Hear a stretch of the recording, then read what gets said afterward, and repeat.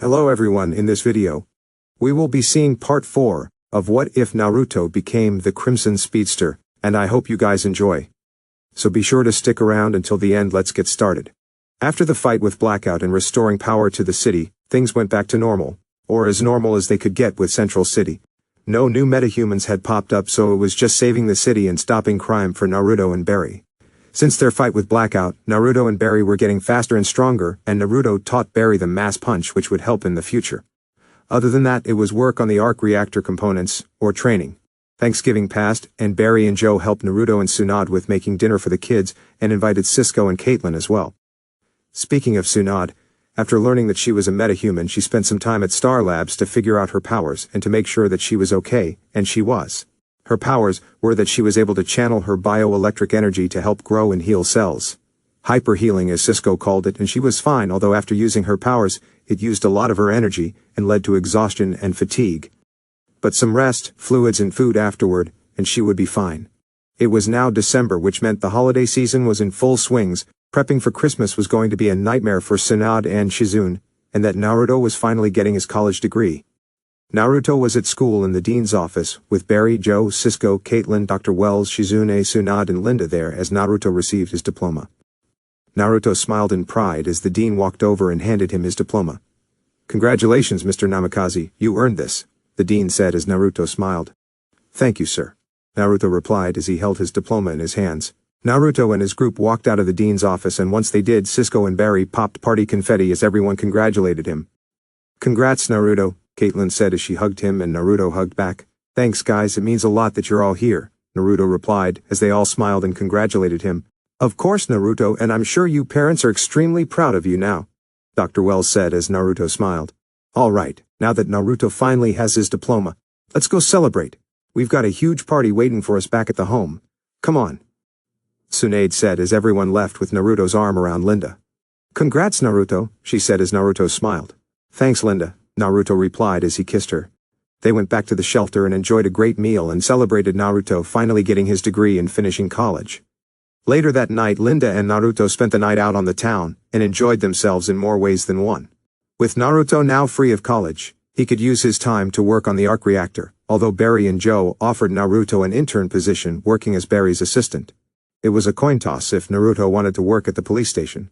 Currently, he was at the Star Labs Cortex working on some of the blueprints for the arc reactor, adjusting some dimensions of the reactor ring when Barry walked in with a new case.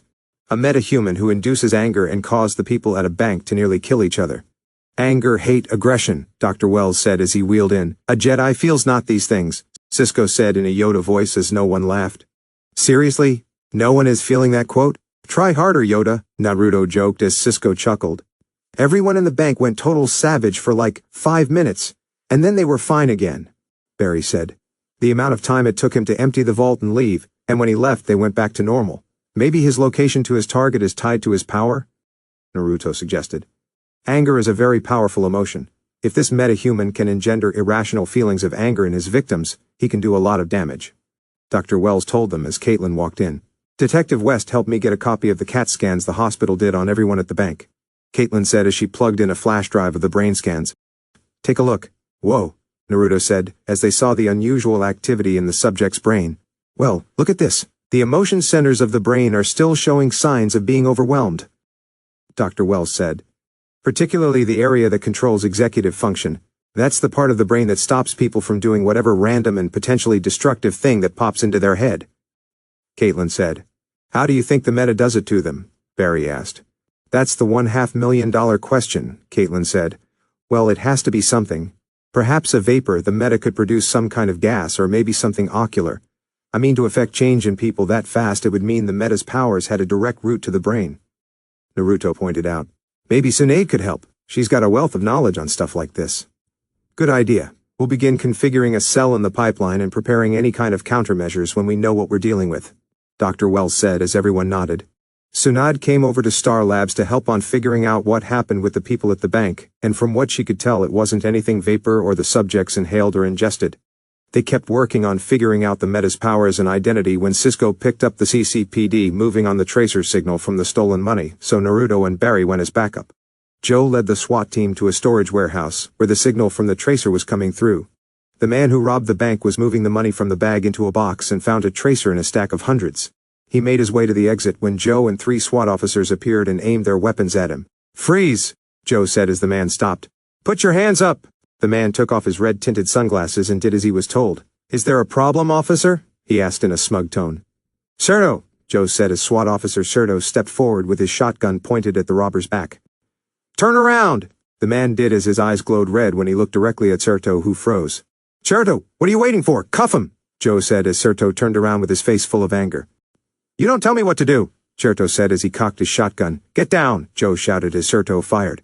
The buckshot from the shotgun fired as Barry and Naruto ran past and pushed the 2 other SWAT officers and Joe to the ground, as the blast tore through some wood paneling behind them. The robber took off as Serto cocked his shotgun and stepped forward, ready to pump them all full of lead. Naruto was about to stop him, when he saw 2 arrows hit Serto in the shoulders and sent him to the ground. Barry, Naruto and Joe turned to see who saved them, as it was the Arrow, the Starling City vigilante. "Nice mask," the Arrow said as he fired a grapple arrow up to the ceiling and left. "Cool," Naruto said as he saw the Arrow in action. Line break, XX, in the old natural gas substation at the edge of the industrial district of Central City. Felicity Smoke and John Diggle were there eating Big Belly Burger waiting for Oliver to return intervening at the SWAT raid. Most of the Arrow gear was set up there so the people at the hotel wouldn't raise questions. Dig ate some fries while Felicity drank her soda.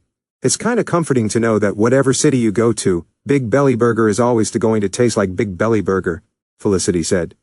"You mean full of grease and salt?" Dig asked. "I thought those were the secret ingredients," Felicity said as she heard Oliver's motorcycle closing in. Oliver's back. Then a yellow streak appeared in front of Dig and Felicity, in a whoosh of air, to reveal Barry in his flash suit with his mask down. Felicity was fine, but Dig freaked out and threw his cup of fries in the air in shock, as he couldn't believe what he was seeing. "By the way, I gave Oliver like a half-hour head start," Barry joked, as he walked up to Dig and Felicity. "Hi, Barry." Felicity greeted him with a smile. "Hey, Felicity, how you doing, Dig?" Barry asked as Dig just stared at Barry in shock. "You're fast," Dig managed to say. "Did you guys not tell him about me?" Barry asked. "Well, seeing is believing, or drooling," Felicity said as she and Barry chuckled as Oliver parked his bike and walked up to them. "Hey, thanks for showing up back there, but I had it," Barry said. "Uh-huh," Oliver replied. "What? I was getting ready to make my move," Barry told him. "What move, the one to the morgue?" Oliver asked. "Wait, so what are you guys doing in Central City?" Barry asked. "Working a case, suspicious homicide in Starling City where the murder weapon is a boomerang," Felicity said as she brought out the evidence bag showing the boomerang, as Barry took it and began looking it over. "Cool," Barry said, as he noticed Oliver give him a look. "I mean, awful. I found traces of iron oxide on it. I know it's a long shot, but Central City has the highest concentration of iron oxide in the country," Felicity said. "Did you know Australian Aboriginals used boomerangs to hunt? Mainly on kangaroo, which is a surprisingly low-fat source of Oliver stopped Barry from the tangent. "We were following up a lead when we heard the SWAT raid over the radio and I thought that I would come by watch you make your move," Oliver said as Barry chuckled. "And I didn't know there was another speedster." "Oh yeah, Impulse. He's my partner. You have Felicity and Dig, I have—" Barry was cut off as they turned and saw a white and orange lightning trail appear next to Oliver's bike, and this shock caused Dig to throw his burger in the air. "Naruto," Barry said. "Ha, knew I could find it." "Hey Barry," Naruto said, as he pulled his mask down and walked over. "Hey Felicity." "Hey Naruto," Felicity replied with a smile as he walked over to them. "Sorry for dropping in, but Barry wasn't back yet, so I wanted to see what was going on."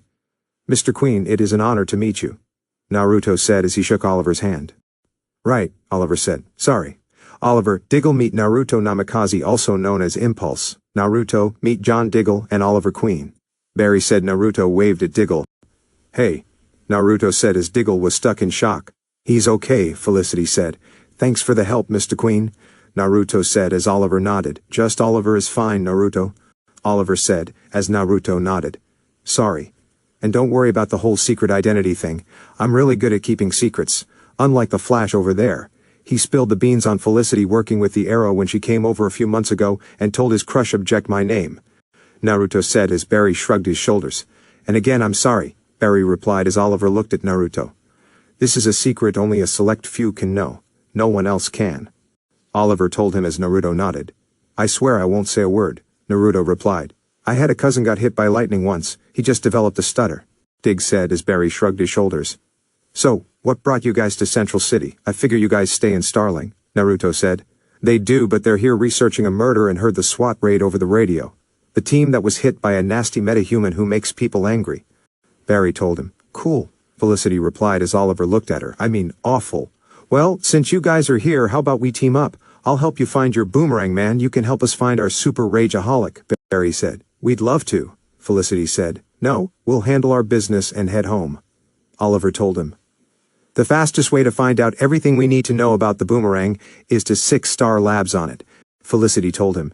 Enough people know my secret identity as it is, Oliver told her as Felicity shrugged. Fine, I'll go. They already know who I am. You can drop me off and I will meet up with you later, Felicity said as Barry picked her up. How about I give you a lift? Barry said as he carried Felicity and super sped away. Oliver and Diggle looked at Naruto, who cleared his throat.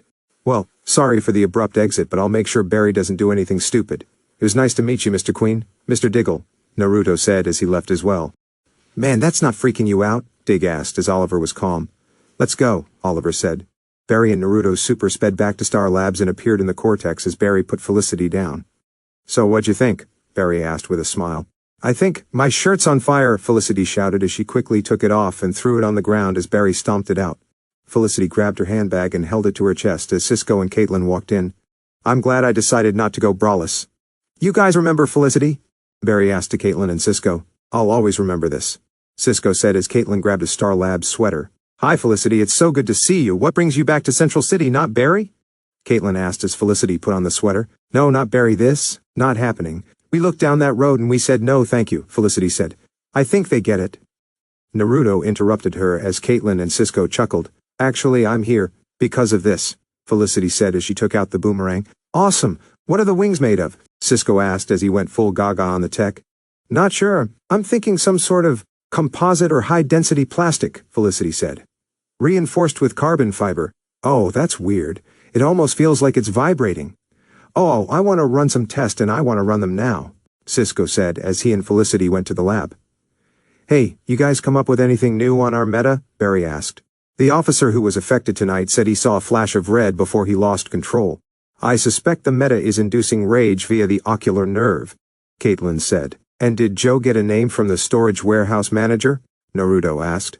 No, he said the manager lawyered up. Oh, and Dr. Wells wants to see you both, Caitlin said as Barry looked at Naruto, who shrugged. They walked to the cosmic treadmill room where Dr. Wells and Joe were waiting. Oh, why does it feel like we've been called into the principal's office? Barry asked. The Starling City Vigilante, Joe said. He calls himself the Arrow now, Barry told him. Oh, does he, Flash? Joe asked. Situation Asab. We don't trust him, Dr. Wells said. You guys don't even know him, Barry said. I know that he was wanted for murder in at least 12 different cases dating back 3 years, Joe said. I know there's been at least 2 major terrorist attacks in Starling since he became active, Dr. Wells said. All right, the cops are okay with him now. He doesn't kill people anymore, Barry said. And what about all the criminals he put arrows through? Those what, don't count? Joe asked. Depends on the criminal, Naruto said as Barry looked at him. No, it doesn't work like that. Our justice system is designed to handle criminals. This guy is just a crazy vigilante who takes the law into his own hands, Joe said. Isn't that what Barry and I do, what you help us to do? The only difference I can see now is that you know us. He's willing to put his life on the line to help people who the police failed. He's a hero, Joe, Naruto said. You're a hero, Naruto. You offer protection, hope, light. What that man does is carry out a dark reckoning for his city. It is a brutal, violent vision of justice, one which we do not share. You truly think he's a hero, fine, so be it. But he's not one you should be looking up to, Dr. Wells told Naruto. Dr. Wells, I get everything you said, but we have no idea what the Arrow has gone through or what he's lost that made him want to try and keep his city safe. And until I see something that shows me that the Arrow doesn't help people, I'll keep my judgment of him the same as it is, Naruto said when they glass shattering in a loud bang. Naruto, Barry, and Joe ran into the cortex to see Caitlin running with the boomerang flying around and smashing through glass. Barry and Joe ducked as the boomerang flew over their heads and began to turn around when Naruto reached out and caught it before it could do any more damage. Cisco! Naruto shouted as Cisco and Felicity ran in. That's on me, that's my bad, Cisco said, as Naruto looked at him. I want that Arrow out of my city tonight, Joe said as he left. Barry put his suit down and left while Naruto handed Cisco the boomerang and decided to do a little of his own research into the mysterious homicide that brought the Arrow to Central City. Line break, XX. The next morning, Barry got a text from Felicity saying to meet her and Oliver at Jitters. He walked in and saw Felicity and Oliver sitting at a table together. "Hey," Barry greeted them. "The bad guy that you're after, the one who robbed the bank, his name is Roy G. Bivolo," Oliver told him as Barry was both happy and confused. Thanks, how did you find that out?" Barry asked as he noticed Oliver didn't answer right away. "The guy's still alive, right?" Oliver then looked at him as Barry quickly shut up. "I'm just asking, I thought you didn't want to help." "I'm not, it's just a name," Oliver said as Barry nodded. "All right," Barry replied as Iris came over with their order. "Hey, 1 non-fat latte, extra sugar for Felicity and 1 coffee, black for Oliver. I brewed you a fresh pot," Iris said as she was blushing a bit. "Thank you," Oliver replied with a smile. "Yeah, Barry. Can I talk to you for a second?" Iris asked as Barry nodded and the two walked away. When they were out of earshot, she slapped his arm. "Ow, what are you doing?" Barry asked as Iris slapped his arm again. "You did not tell me that you knew Oliver Queen," Iris said, extremely excited. "I know Oliver Queen," Barry replied, not liking how Iris was gushing over Oliver. "Oh my God, he's even more handsome in person. And his arms are like twice the size of yours," Iris said. "Technically they're not twice the size," Barry corrected her. "He's on my 3 list," Iris said. "What's a 3 list?" Barry asked. "My list of 3 guys I'm allowed to cheat on Eddie with. You usually don't meet people on your list, now here he is and I just cannot stop staring at him," Iris said as Barry was feeling jealous. He was pulled out of his jealous thought when he heard the door to Jitters open and saw Naruto walk in with a manila folder. "Hey Barry," Naruto said as Barry waved. Naruto looked around and saw Felicity and Oliver, so he walked over. "Hey Felicity," Naruto said as Felicity smiled. "Mr. Queen, Oliver, Naruto. Like I said, Oliver is fine," Oliver said as Naruto nodded. "Sorry about that. Anyway, I'm glad you're here because I think I got something you'll find interesting," Naruto said as he put the manila folder on the table. "I thought Star Labs was still running tests on the boomerang?" Felicity asked as Naruto nodded. "They are, but I got the dimensions and specs of the boomerang and it was enough to run my own search. So when you showed us the boomerang, I wondered why someone would use it as a weapon. I mean, why not a gun or even knives?" Naruto asked. "Probably because bullets and knives are pretty common. A metal boomerang is more obscure and harder to track," Oliver said as Naruto nodded. "Exactly. But it's also a unique calling card that is telling. So I used a little of Felicity's hacking know-how and some advice from my girlfriend and found some things I think can help you track down your killer, or should I say, mercenary," Naruto said as he showed them dozens of articles from Australian and global newspaper articles detailing the murder-rising political figures, corporate executives, and other high-value people. "How did you get this?" Oliver asked as he looked it over. "I figured that the boomerang might be more of a clue than just being a weapon but also as a tell of the killer's character and background. Maybe Australian military, and it became the signature of a soldier. Now the military's records are sealed tight from hacking, so I approached it from another angle and used the information from your homicide and did a search for others," Naruto said. "But there must be hundreds of thousands of deaths every day. How did that help?" Felicity asked. "My girlfriend's a reporter and she told me that for any of the murders they report, the slightest detail they can report that makes it more unusual or eye-catching for readers, they put it in. So with a little computer know-how I got from Felicity, I managed to find a few bizarre or strange murders where the weapon was knife-like. After that, I did a quick hack into the morgue reports of those murders and found the cause of death on the wounds matched the boomerang," Naruto said as Oliver looked over the articles. "I'm so proud," Felicity said like a proud mother as Naruto chuckled. "I figured the guy must be Australian military, maybe special forces before he left. The earliest murders started in Australia a few years ago before moving throughout Russia and then the rest of Europe. Afterward, I had a hard time finding more as they were more spread out, but I figured it might be something that can help you. Maybe Felicity can find out something I can't," Naruto said as Oliver looked at Naruto. "Thank you," Oliver said as Naruto nodded. "Happy to help," Naruto replied as he walked away to get a cup of coffee. "He's smart," Oliver said as Felicity smiled at Naruto. "And someone who looks up to you," Felicity said as Oliver sighed. "Why don't you want to help with Barry's case?" "Because Barry doesn't really want my help, he just thinks he does. And with Naruto here, he's got more than enough backup," Oliver said. "Harrison Wells and Barry's cop foster dad both said you were dangerous and a bad influence. Barry and Naruto defended and vouched for you," Felicity said as Oliver looked at her. "You're going to hawk me about this until I say yes, aren't you?" Oliver asked. "Oh yeah, I'm a hawker," Felicity said as Oliver nodded, stood up and walked over to Barry. "Okay," Oliver said as Barry was confused. "Okay what?" Barry asked. "Okay, we'll help you catch your bad guy," Oliver said. "Great, metahuman," Barry corrected him. "I am not calling him that, Barry," Oliver said as Barry nodded. "Partners?" Barry asked with his hand out. "Partners," Oliver replied as he shook his hand. "Tell Naruto and meet me at the substation in 3 hours." Barry went over to talk to Naruto and tell him to meet Oliver and him at the substation in 3 hours. Barry went to work while Naruto went to grab lunch with Linda and after he'd go to the substation. Naruto arrived at the substation about 45 minutes ahead of time, so he relaxed. He walked around and stretched a bit before he got bored, so he passed the time by throwing punches and pretending to fight bad guys with kung fu knowledge, which Naruto knew absolutely nothing of. He threw out some punches with a 3-punch combo, uppercut and then a spin kick. Not bad. "Ah!" Naruto shouted as he turned and saw Oliver standing there. "Jesus, you scared the crap out of me.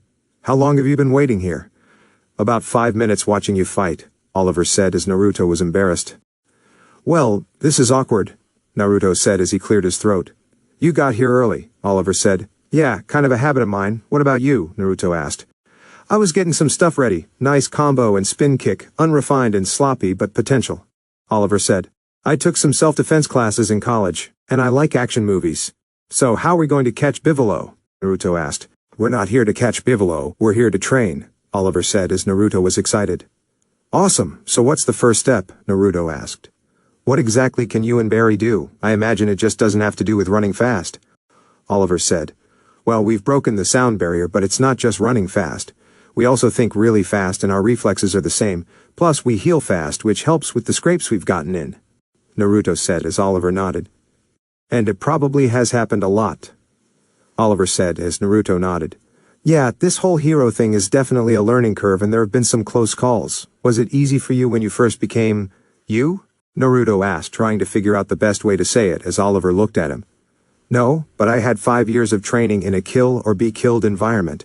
And even now I'm still learning and training, a lesson you and Barry need to take to heart if you're going to continue this life," Oliver said as Naruto nodded. "Felicity told me a lot about some of the people and where you fought.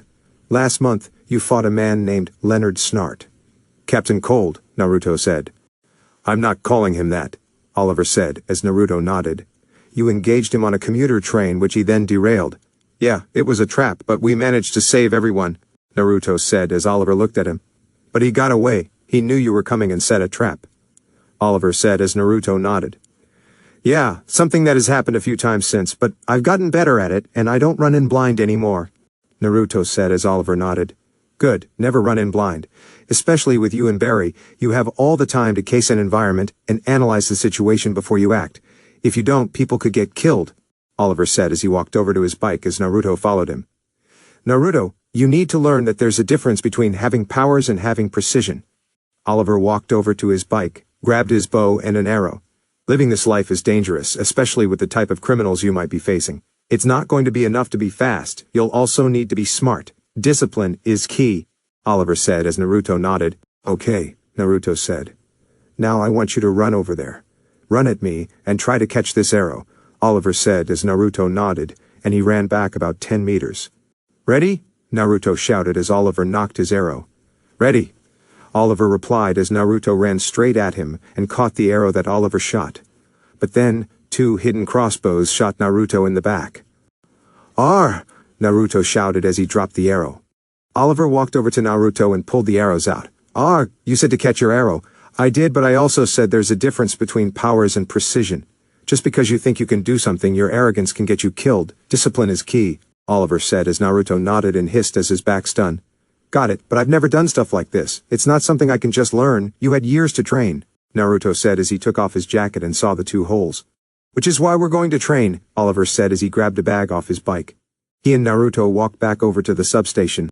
"Discipline is something that is honed, just like any other muscle in your body. Felicity tells me that like Barry, your expertise is in science." "Yeah, I was a physics and engineering major in college and I've been studying those fields since I could read," Naruto said as Oliver put the bag down. "And I assume that to get where you are now you studied for it," Oliver said as Naruto nodded. "Yeah, lots of long nights and headaches that put the arrow wound to shame," Naruto said as he rolled his shoulder. "Almost. The same applies out in the field. You train your instincts and abilities till you understand them and your limitations. Discipline then becomes your second nature," Oliver said as he stood close to Naruto. "Punch me." "Excuse me?" Naruto asked. "Punch me," Oliver said as Naruto could tell he was serious. "Okay," Naruto said as he winded up and punched Oliver, but Oliver grabbed and locked his arm, then threw Naruto over his shoulder and onto the ground hard. "Ah shit! Don't wind up for a punch," It makes you predictable and leaves you open, Oliver said as he helped Naruto to his feet. I know you can move faster than I can see, but you train at normal speed. The results apply when you move fast. Now hit me. Then threw out some jabs and punches, as Oliver blocked them all and kicked Naruto back. Arr! Naruto grunted in pain as he threw another punch, but Oliver blocked and trapped his arm. Then Oliver did a sweep kick and knocked Naruto onto his back. Shit!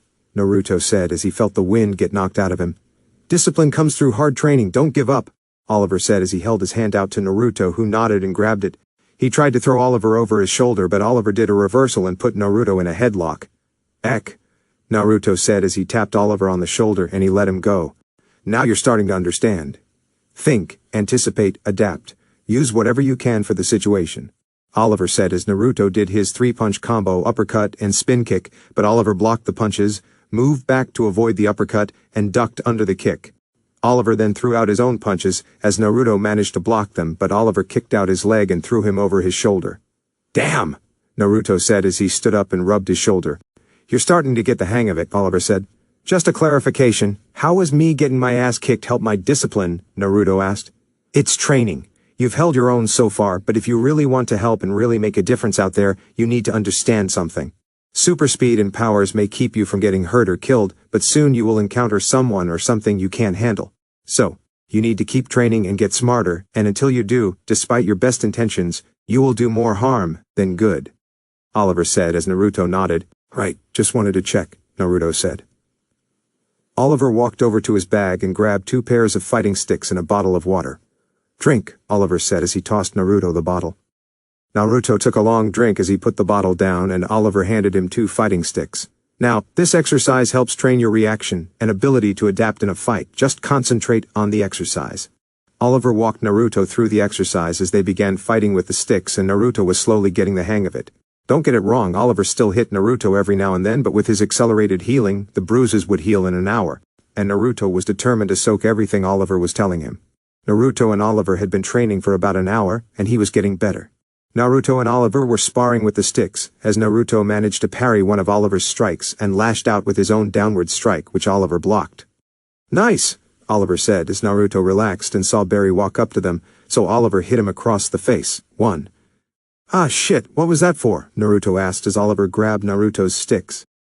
Now you learned the hard way about how distractions can get you in trouble or killed, Oliver said, as Naruto rubbed his cheek and grabbed the water bottle.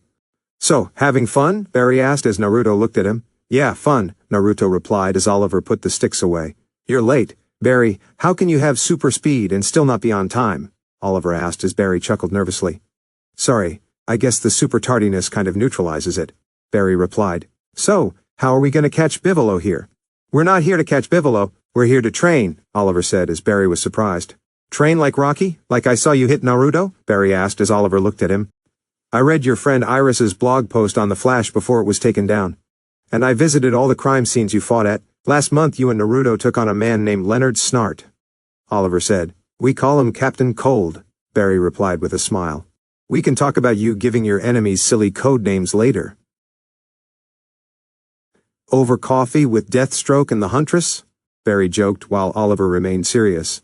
The point is that you engaged Snart on a commuter train which he derailed, Oliver told him. Okay, there may have been some damage, but I got the job done. I was the hero, Barry said.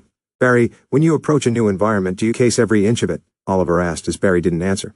You could. You have the time, but you don't. Oliver walked over to his bike as Barry rolled his eyes and followed him. You just run in blind. There's a difference, Barry, between having powers and having precision, Oliver told him.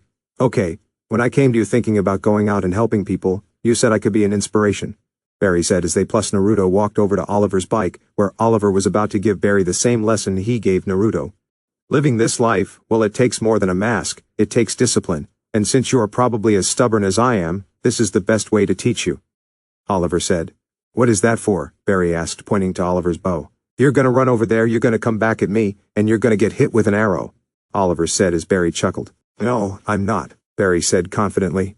Yeah, you are, Naruto said, as Barry was smiled. Okay, fine, I will humor you, Barry said as he ran back 30 yards. Ready? Ready, Oliver said as he pulled the arrow back. Oliver released the arrow as Barry ran forward and caught it. Nice try, Barry said with a smile. Thinking he got one over on Oliver, when 2 crossbows places in the ground shot Barry in the back. "Gah! Ah! You shot me!" "I heard you heal fast," Oliver said as he yanked them out, and Barry yelled in pain.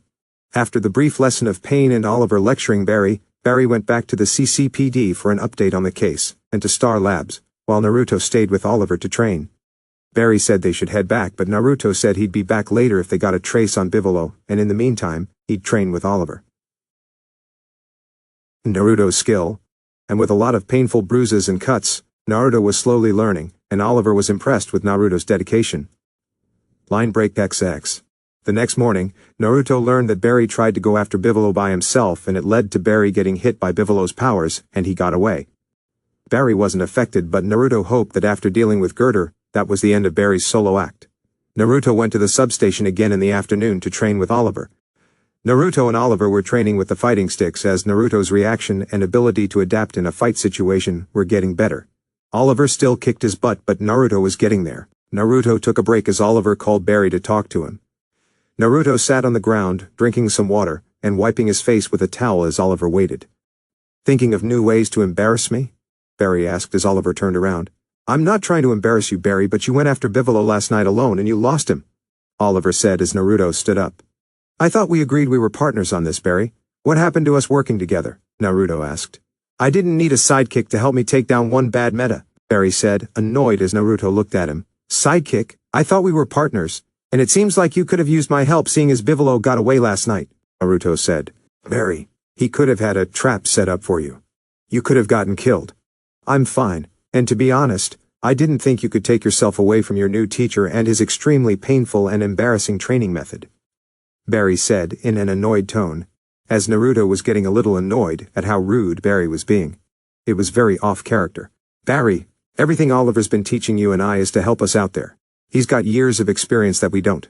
It's stupid not to listen to him. Maybe you should and last night's misstep wouldn't have happened," Naruto replied. "And the great Oliver has never had a misstep?" Barry asked. "Of course I've had missteps. Barry, I have been living this life for almost 8 years, encountering things that you can't even fathom, and I am still alive. Not because super speed kept me out of the ground. It was because I realized that I needed to keep learning, keep training, keep getting smarter, and until you get that, despite your best intentions, you will do more harm than good," Oliver told him as Barry was annoyed and pissed off. "I finally see it. You're a little jealous about me, aren't you? I mean, a guy like you, handsome, rich, can have any girls he wants. Jealousy's probably a new emotion for you, so you might be a little slow to get what it is that you're feeling," Barry said. "That's your theory?" Oliver asked. "Absolutely. So you can train, lift weights, climb that stupid bar till your heart explodes, but you'll never be as fast as I am. You'll never be what I am, and that's gotta hurt your rock-hard pride, Ollie," Barry said as he got in Oliver's fast as Naruto tried to keep him back.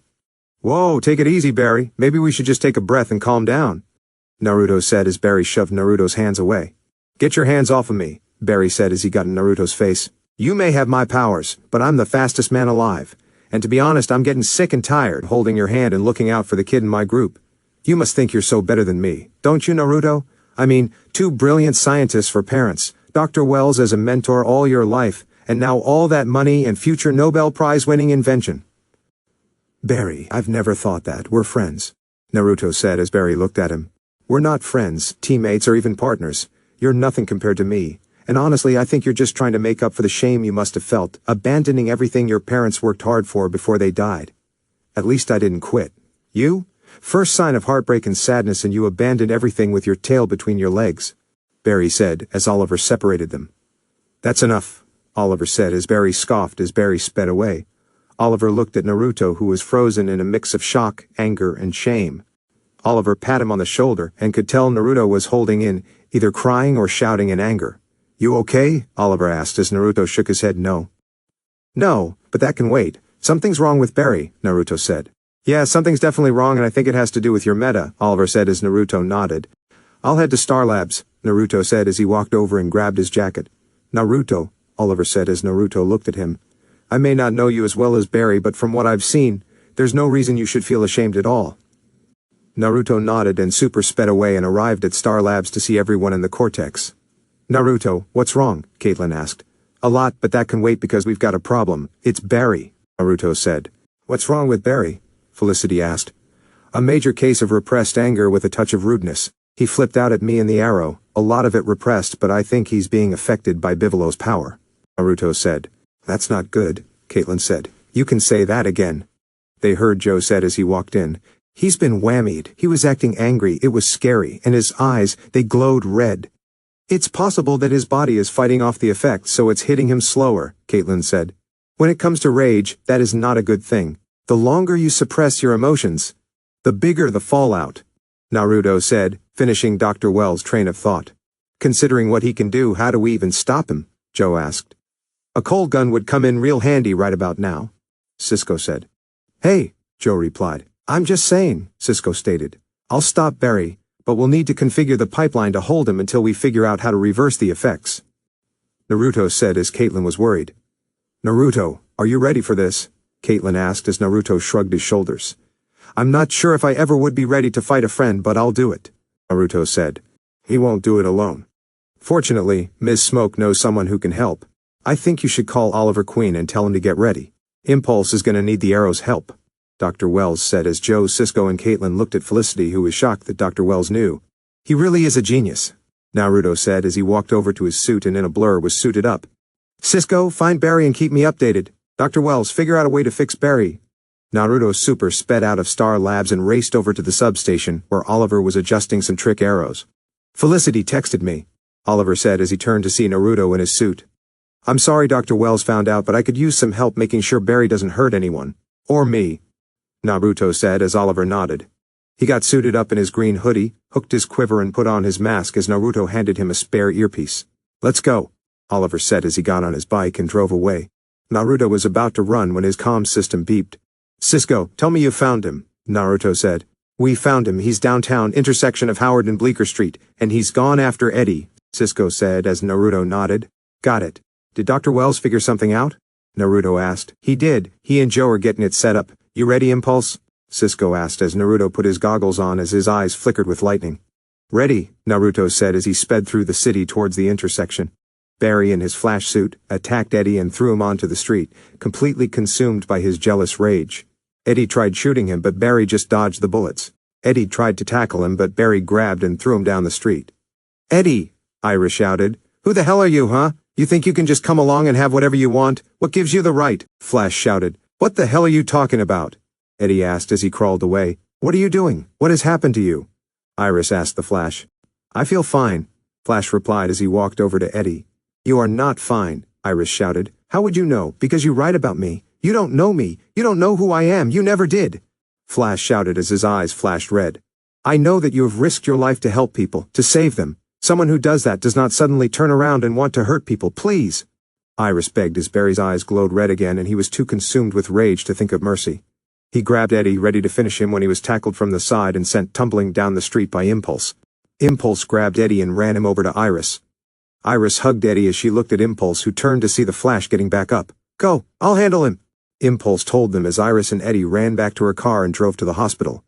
Naruto turned around to see Barry standing on his feet and extremely pissed off as he was seething with anger, and his eyes kept flashing red. Flash, this isn't you. Bivolow's power is messing with your head. You need to calm down, Impulse shouted. Stop saying that, Flash shouted as he charged forward with a flurry of punches that Impulse blocked, and he countered with a push kick that knocked him back. While Flash's attention was on Impulse, high tensile strength wires wrapped around his body and he was pulled away. Flash fell on his back and grunted in anger as he looked up to see the arrow had hooked him. The arrow shot another jettison arrow, and a second series of wires wrapped around the Flash as Impulse grabbed the anchor. You need to calm down, Arrow said. And you two need to hold on, Flash said as he grabbed the wire and ran, dragging the arrow and Impulse across the cement before he stopped, and they tumbled across the pavement. Crap, Impulse said as he felt the road rash. Flash walked up to them, ready to beat them senseless, as the arrow fired two arrows that flew past the Flash and hit a garbage can. You missed, Flash said, smug. No, Arrow replied, as the arrows exploded and sent the Flash flying away. Flash groaned as he stood up even more pissed off, but the arrow and Impulse were gone. He looked around when he was hit in the back of the shoulder with an arrow. 4,000 milligrams of horse tranquilizer. Affects even a speedster like you. Should be hitting you any time now, Arrow said as the Flash slumped to his knees, sluggish and dizzy. He pulled the arrow out of his shoulder and tossed it to the ground. The Flash managed to stand on his feet, and to Impulse's surprise, began vibrating his body at such high speeds that the green tranquilizer phased out of his body like a mist of vapor. That's new, Impulse said as he looked at Oliver. Hang back, take shots when you see an opening, I'll handle him. You can do this, just remember your training, think, anticipate and adapt. Arrow said as he fired a grapple arrow to get a high vantage point. The Flash turned around to see Impulse and glared at him with soul-searing hate. Alright Flash, time to really see who's faster. Impulse said as the two charged at each other. To Oliver, and the team back at Star Labs watching on the security cameras, it looked like Naruto and Barry ran at each other, and then a large vortex of spinning yellow, orange and white lightning lit up the alley like a Christmas tree. That's what the fight looked like to a normal person, but to Impulse and Flash, they were in a no-holds-bar fight at super speed. Barry and Naruto were throwing out punches left and right, as both dodged and landed solid hits against one another. They stopped moving at super speed, as Naruto blocked Barry's wild haymaker and landed a right cross across the face. He then followed that up with a punch to the gut, and then another cross to the face, as Barry was knocked back.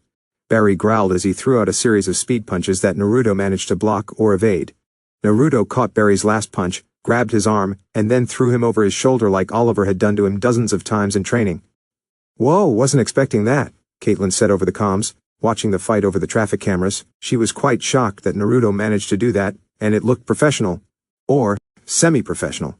Dang, Naruto got some Bruce Lee moves, Cisco said. I guess all that training paid off. To be honest, I didn't think he'd do it.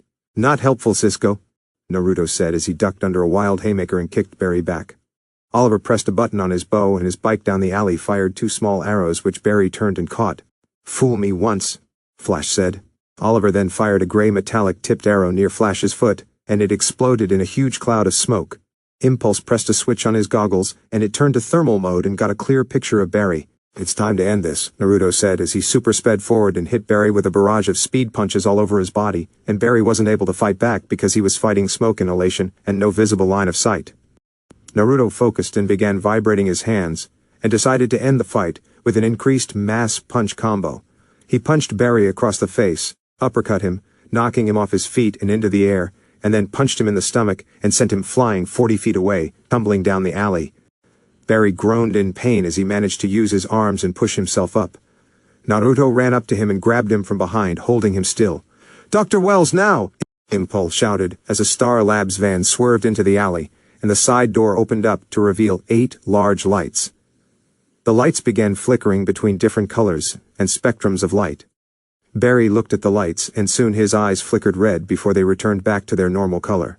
Naruto felt Barry stop struggling, so he let him go and Barry struggled to stand. Barry groaned in pain as he felt both the aches and injuries from his fight with Naruto, and from the massive headache he got when he felt cured of Bivolo's powers. Oliver and everyone else waited to see what happened as Barry managed to turn around. Barry, you okay? Naruto asked as Barry looked at Naruto. Naruto, I'm sorry, Barry said before he fell back and passed out. Naruto knelt down as Joe got out of the car to check on Barry. Oliver used his grapple arrow and repelled from the building to get to ground level. Is he okay? Arrow asked. Yeah, just passed out from the pain, he'll be fine with some rest, Naruto said as Joe picked Barry up and put him in the truck. Naruto turned and saw Oliver walk up to him. Thanks, Arrow, for everything. Don't mention it, you did good. While we save Barry, we still have your metahuman to take care of. Still have anything left in the tank? Arrow asked as Naruto smirked. If not, that's why it's best to go in with some help, Naruto said as Oliver smirked. Naruto grabbed Oliver's shoulder. Cisco, do you have a location on Bivolo? Yeah, traffic cam got him heading south on Easton Street, Cisco said. Got it, Naruto said as he looked at Oliver. Hang on. Naruto raced through the city carrying Oliver on their way to stop Bivolo. Bivolo was driving a stolen car filled with the money he stole and was on his way out of the city. He was nearing the tunnel when one of his tires popped and his car began to swerve, so he hit the brakes and swerved to a stop. Bivolo got out of the car with his sunglasses on and saw the Starling City vigilante down the street with his bow. Bivolo grabbed the money and turned to leave when he felt someone tap him on the shoulder. He turned to see Naruto standing there in his suit with his goggles on and the lenses were tinted. It's over, Bivolo. The only place you're going is prison. Impulse said. Relax, there's no need to lose your head, Bivolo said as he took off his glasses and his eyes glowed red. He smirked and waited for Impulse to go homicidal when he noticed nothing happened. Impulse just stood there. What's going on? Oh, what's wrong? Impulse asked as Bivolo tried again, but nothing. You should be going crazy right now, Bivolo said as he tried again, but the result was the same as before. Oh, you mean why I'm not frothing at the mouth and going into a rage-induced frenzy? Impulse asked as he tapped his goggles. Tinted lenses, a little thing I made for running when it's super sunny outside, and it just so happened to be great at negating your powers. Impulse then ran around Bivolo in a blur and stopped to reveal Bivolo was handcuffed and a blindfold was tied around his eyes. "It's over, Bivolo. You won't be hurting anyone anymore," Impulse said as Oliver walked up. "Nicely done, Impulse," Arrow said as Impulse smirked. "Like you said, never go in without a plan," Impulse said as he tapped his goggles, and Oliver chuckled. Line break, XX. Naruto and Oliver took Bivolo back to Star Labs, where Cisco had a cell prepped for him, with a reflective glass surface, so Bivolo's powers wouldn't work on anyone who went to see him. "You think this will stop me? I'll make you tear each other to pieces, you'll all die," Bivolo shouted as Cisco closed the cell door and walked away. "Blah blah blah, no prison can hold me, heard it all before, pal. Adios, Prism," Cisco said as they walked away. "I liked Rainbow Raider," Caitlin told him. "Okay, you don't get to pick the names," Cisco told her as Oliver looked around the pipeline and was impressed. "I have a prison like this. Mine's on a nearly inhospitable island in the North China Sea, but this works too," Oliver said. "We can't all have islands. And when it comes to dealing with powers, this is best," Naruto told him as they walked to the Cortex as Barry hung back, thinking of how to apologize. Team Flash gathered in the Cortex so Oliver could talk to them before they leave. "My identity is a closely guarded secret known only to a few. If it were to get out, it would endanger my family, my friends, and embolden my enemies to attack me through them," Oliver said as Felicity walked up to him. What Oliver is trying to say is that Oliver had a lovely time meeting all of you, getting to know all of you, and he can't wait to do it again soon, Felicity said with a smile. "Right," Oliver said. "You know what? It didn't sound like what he was saying," Cisco said as Naruto patted his shoulder and walked up to Oliver. "Don't worry, your secret's safe with us. I swear my life on it," Naruto said as he held his hand out. "It was an honor working with you, and thank you for everything."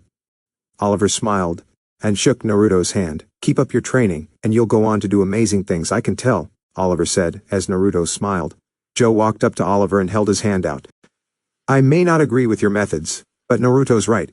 I shouldn't judge someone until I know them." "Thank you," Joe said as Oliver shook his hand. "You're welcome," Oliver said as Cisco grabbed a thumb drive from the computer and tossed it to Naruto. "Everything we could get on the boomerang. Hopefully this will help," Naruto said as Oliver smiled and took the drive. "Thanks, Naruto," Oliver said. "And should you ever need an upgrade or technical support, just call," Naruto said as Oliver nodded while Felicity walked over to Caitlin. "If I gave you a DNA strand that I couldn't fully break down, do you think you could isolate the genetic markers for me?"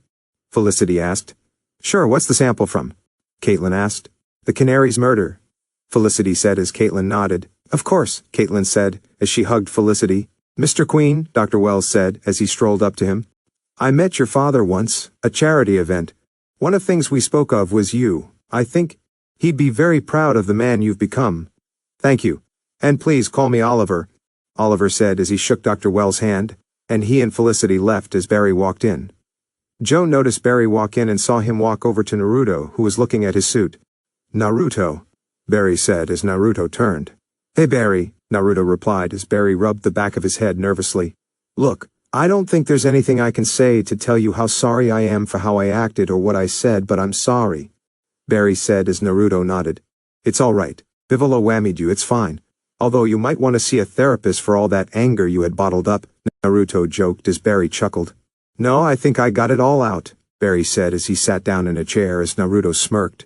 Barry rubbed his face and exhaled. "But I'm really sorry to all of you of how I acted and that you had to stop me." "It's fine, Barry, really," Caitlin said. "No problem, dude, part of the job," Cisco said. "And don't worry, Barry, we'll get your dad out," Joe said as Barry nodded. "Just don't make this a habit, Mr. Allen," Dr. Wells said as Barry nodded. "Actually, I think I have a way to teach Barry never to run off on his own again," Naruto said with a smile as everyone looked at him. "What do you mean?" Joe asked. "Well, Joe, all is forgiven with Barry, but I think a nice reminder of what can happen should he go rogue again would be a nice deterrent from something like this happening in the future," Naruto said as he held his hands behind his back with a delightful smile. "What kind of deterrent?" Caitlin asked, suspicious. "Well, me knocking your butt around the alley was fun, but I believe something else is best suited to make you remember that this is a team effort. So I will submit you to 8 of the most embarrassing and soul-crushing pranks I can think of," Naruto said as he smiled at Barry like sociopath would. "Oh no," Dr. Wells said.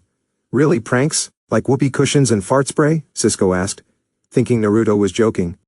"Oh, believe me, Cisco, when it comes to pranks, Naruto takes it to a whole different level, an artist level, really," Dr. Wells said, as Naruto smiled and bowed dramatically. "Thank you, Dr. Wells. While I was in middle school, let's say I had a bit of a devious side when it comes to getting equal with people who are bullies.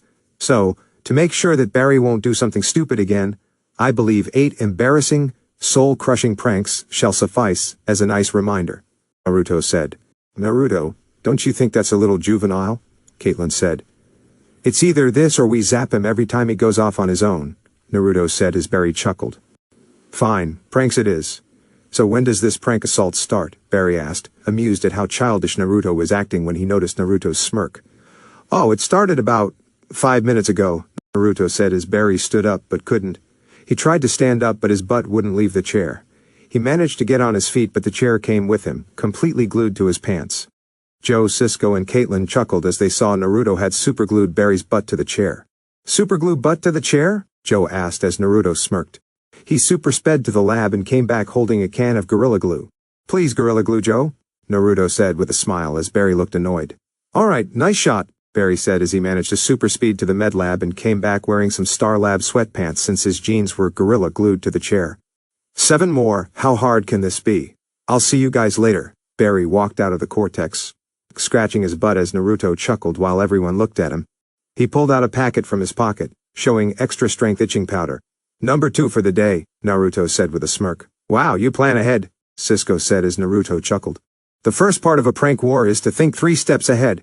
And speaking of number 3, Naruto said as he waited, and everyone heard the sound of water hitting the ground, and Barry screaming. Ah, Naruto, Barry shouted as Naruto sighed happily. Number 3, Naruto said as everyone chuckled, but were also a bit frightened as this devious side of Naruto. Oh, this is going to be so much fun. Geez, I never knew Naruto could be scary, Cisco said. Believe me, Cisco, you've seen nothing yet, Dr. Wells said. Prank 4th.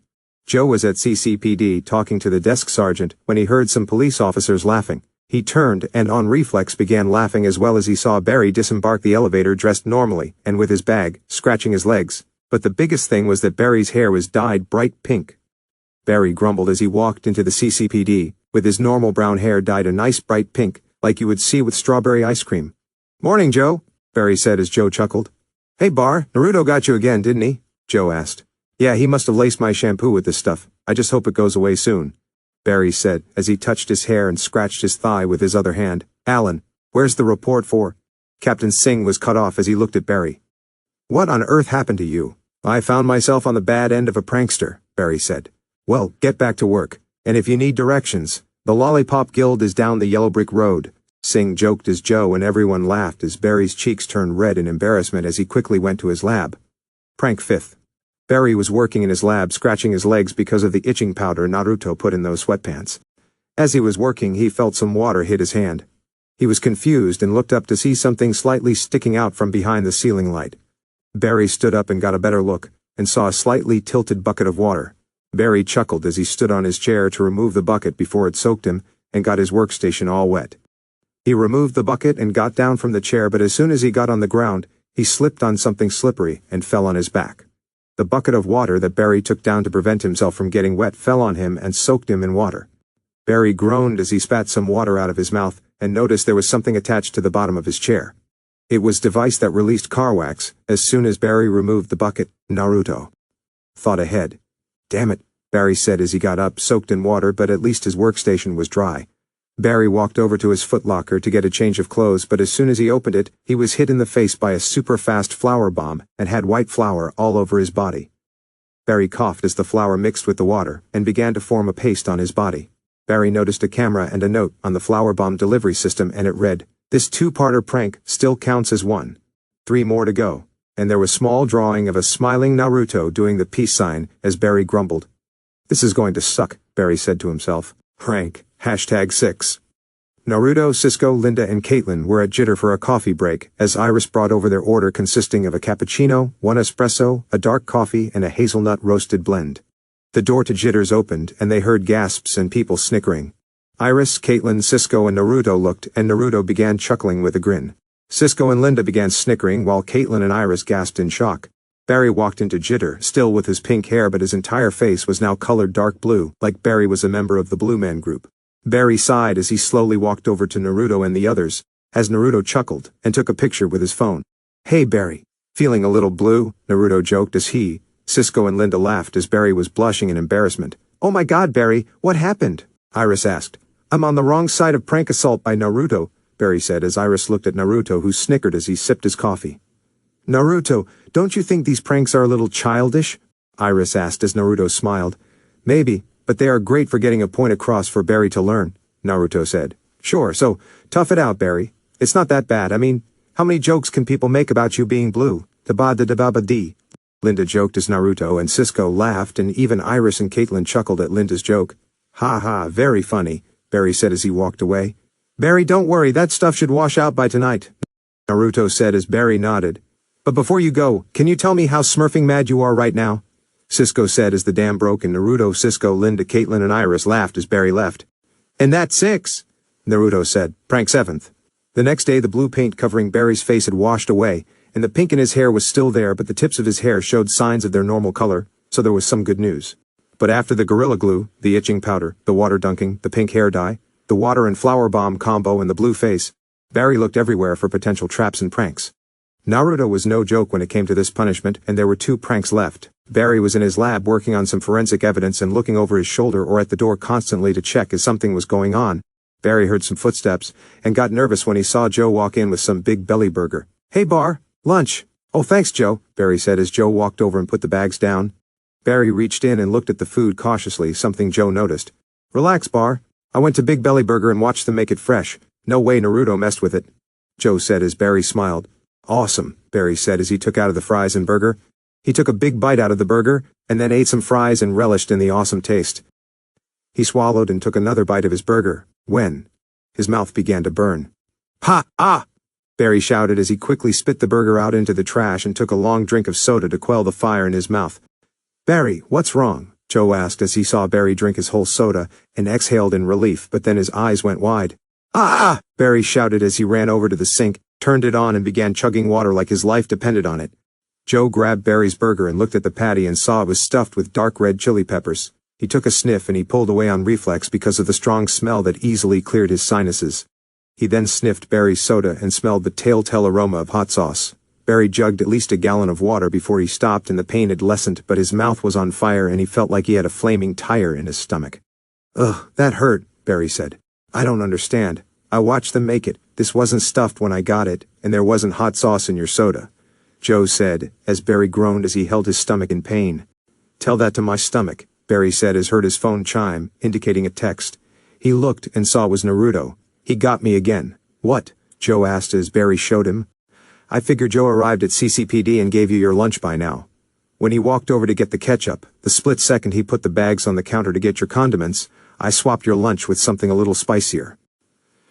Ghost chili pepper burger with a habanero hot sauce soda. That's 7 down, 1 more to go. Enjoy the burn. Good luck." "Dang, Naruto must have moved fast," Joe said. "That's 7, 1 more to go," Barry said. Prank 8th.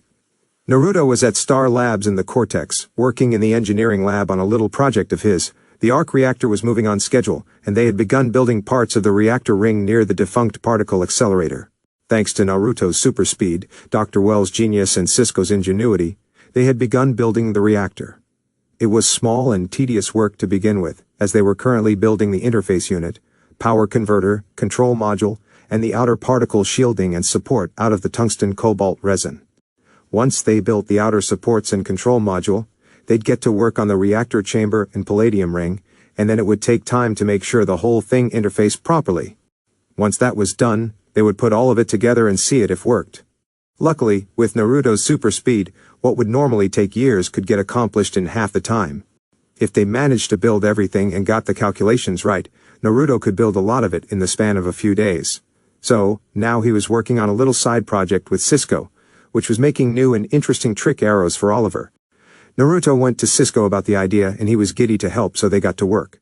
Naruto was at a workbench, screwing the safety pin onto a new explosive arrow while Cisco worked on the wires for a new grapple and restricting arrow. Caitlin then walked in with a notepad. "Hey guys," Caitlin said. "Hey Caitlin," Naruto said as he finished the arrow and put it in foam padding in a metal case. "What are you guys working on?" Caitlin asked.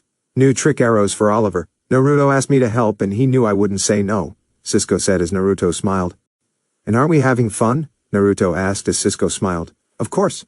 I'm finished with the wire for the grapple arrow and I got an idea phosphorus arrow. How's that sound?" Cisco asked as Naruto nodded. Sounds cool. Oh, speaking of finishing, I believe it's time to watch my final prank on Barry, Naruto said as he walked over to the main computers to bring up some video footage. What did you do? Cisco asked as Naruto brought up video footage of Barry at his apartment eating some lunch. How did you get a camera in Barry's apartment? Caitlin asked as Naruto smiled. I took an old one from downstairs and hid it in the corner of his living room. Now this one is going to be good but a little messy, Naruto said. Messy how? Caitlin asked. Well, I had to be careful in thinking of my final prank as I affected Barry physically, as well as gave him a stomach burn that probably won't be going away anytime soon, so I figured why not do something with a little tribute to my youth. When I was a kid I used to pull pranks where I hid vials of foam in a bully's locker, so when he opened it— Foam City, Cisco said as Naruto nodded. Now while I could have easily done the same and put it in one of the ceiling tiles in Barry's apartment, I don't want to cost him his home, so I improvised with some large soda bottles aimed at an angle, Naruto said as he showed them a drawing of his prank. It was a crude drawing of Barry in his apartment, the placement of the camera, and 2 different soda bottles of foam. And the foam? Caitlin asked. A mixture of hydrogen peroxide, potassium iodide, some Palmolive dish soap, and little food coloring for fun.